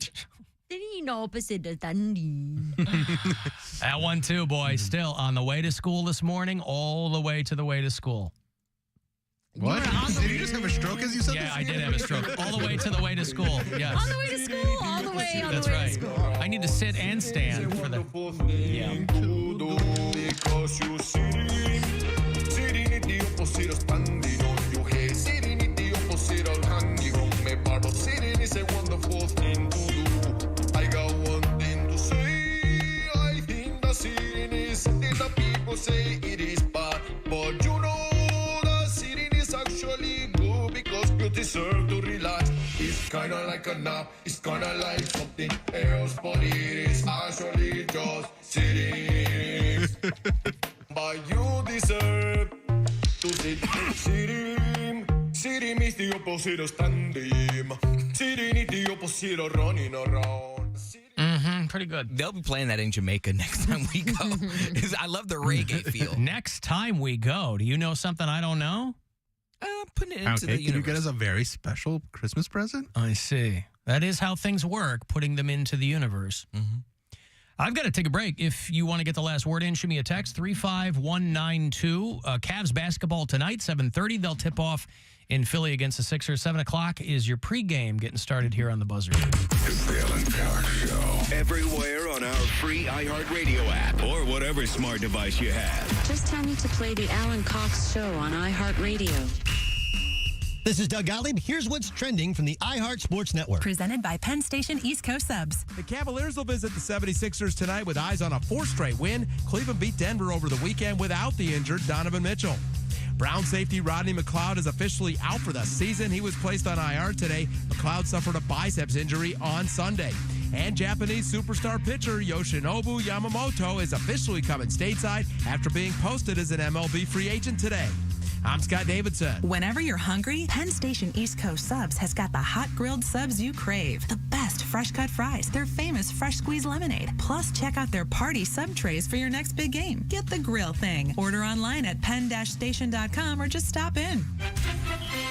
Hey, Browns fans, are you ready to score big on over 600 Kias? Then get to Ken Ganley Kia, where you can save in so many ways on a new Kia, including Seltos, K5, Sportage, Forte, Soul, and the 3-row Telluride. Keep your cash in your pocket and just sign and drive with zero due-at signing. Buy with 0.9% financing for 48 months. Zero down. Payments from just $159 lease per month. $159 a month. Make every drive a winning drive at Ken Ganley Kia. Buy with 0.9% financing for 48 months. Zero down. Payments from just $159 lease per month. Ken Ganley Kia, an official partner of the Cleveland Browns in Medina, Mentor, Alliance, and Boardman.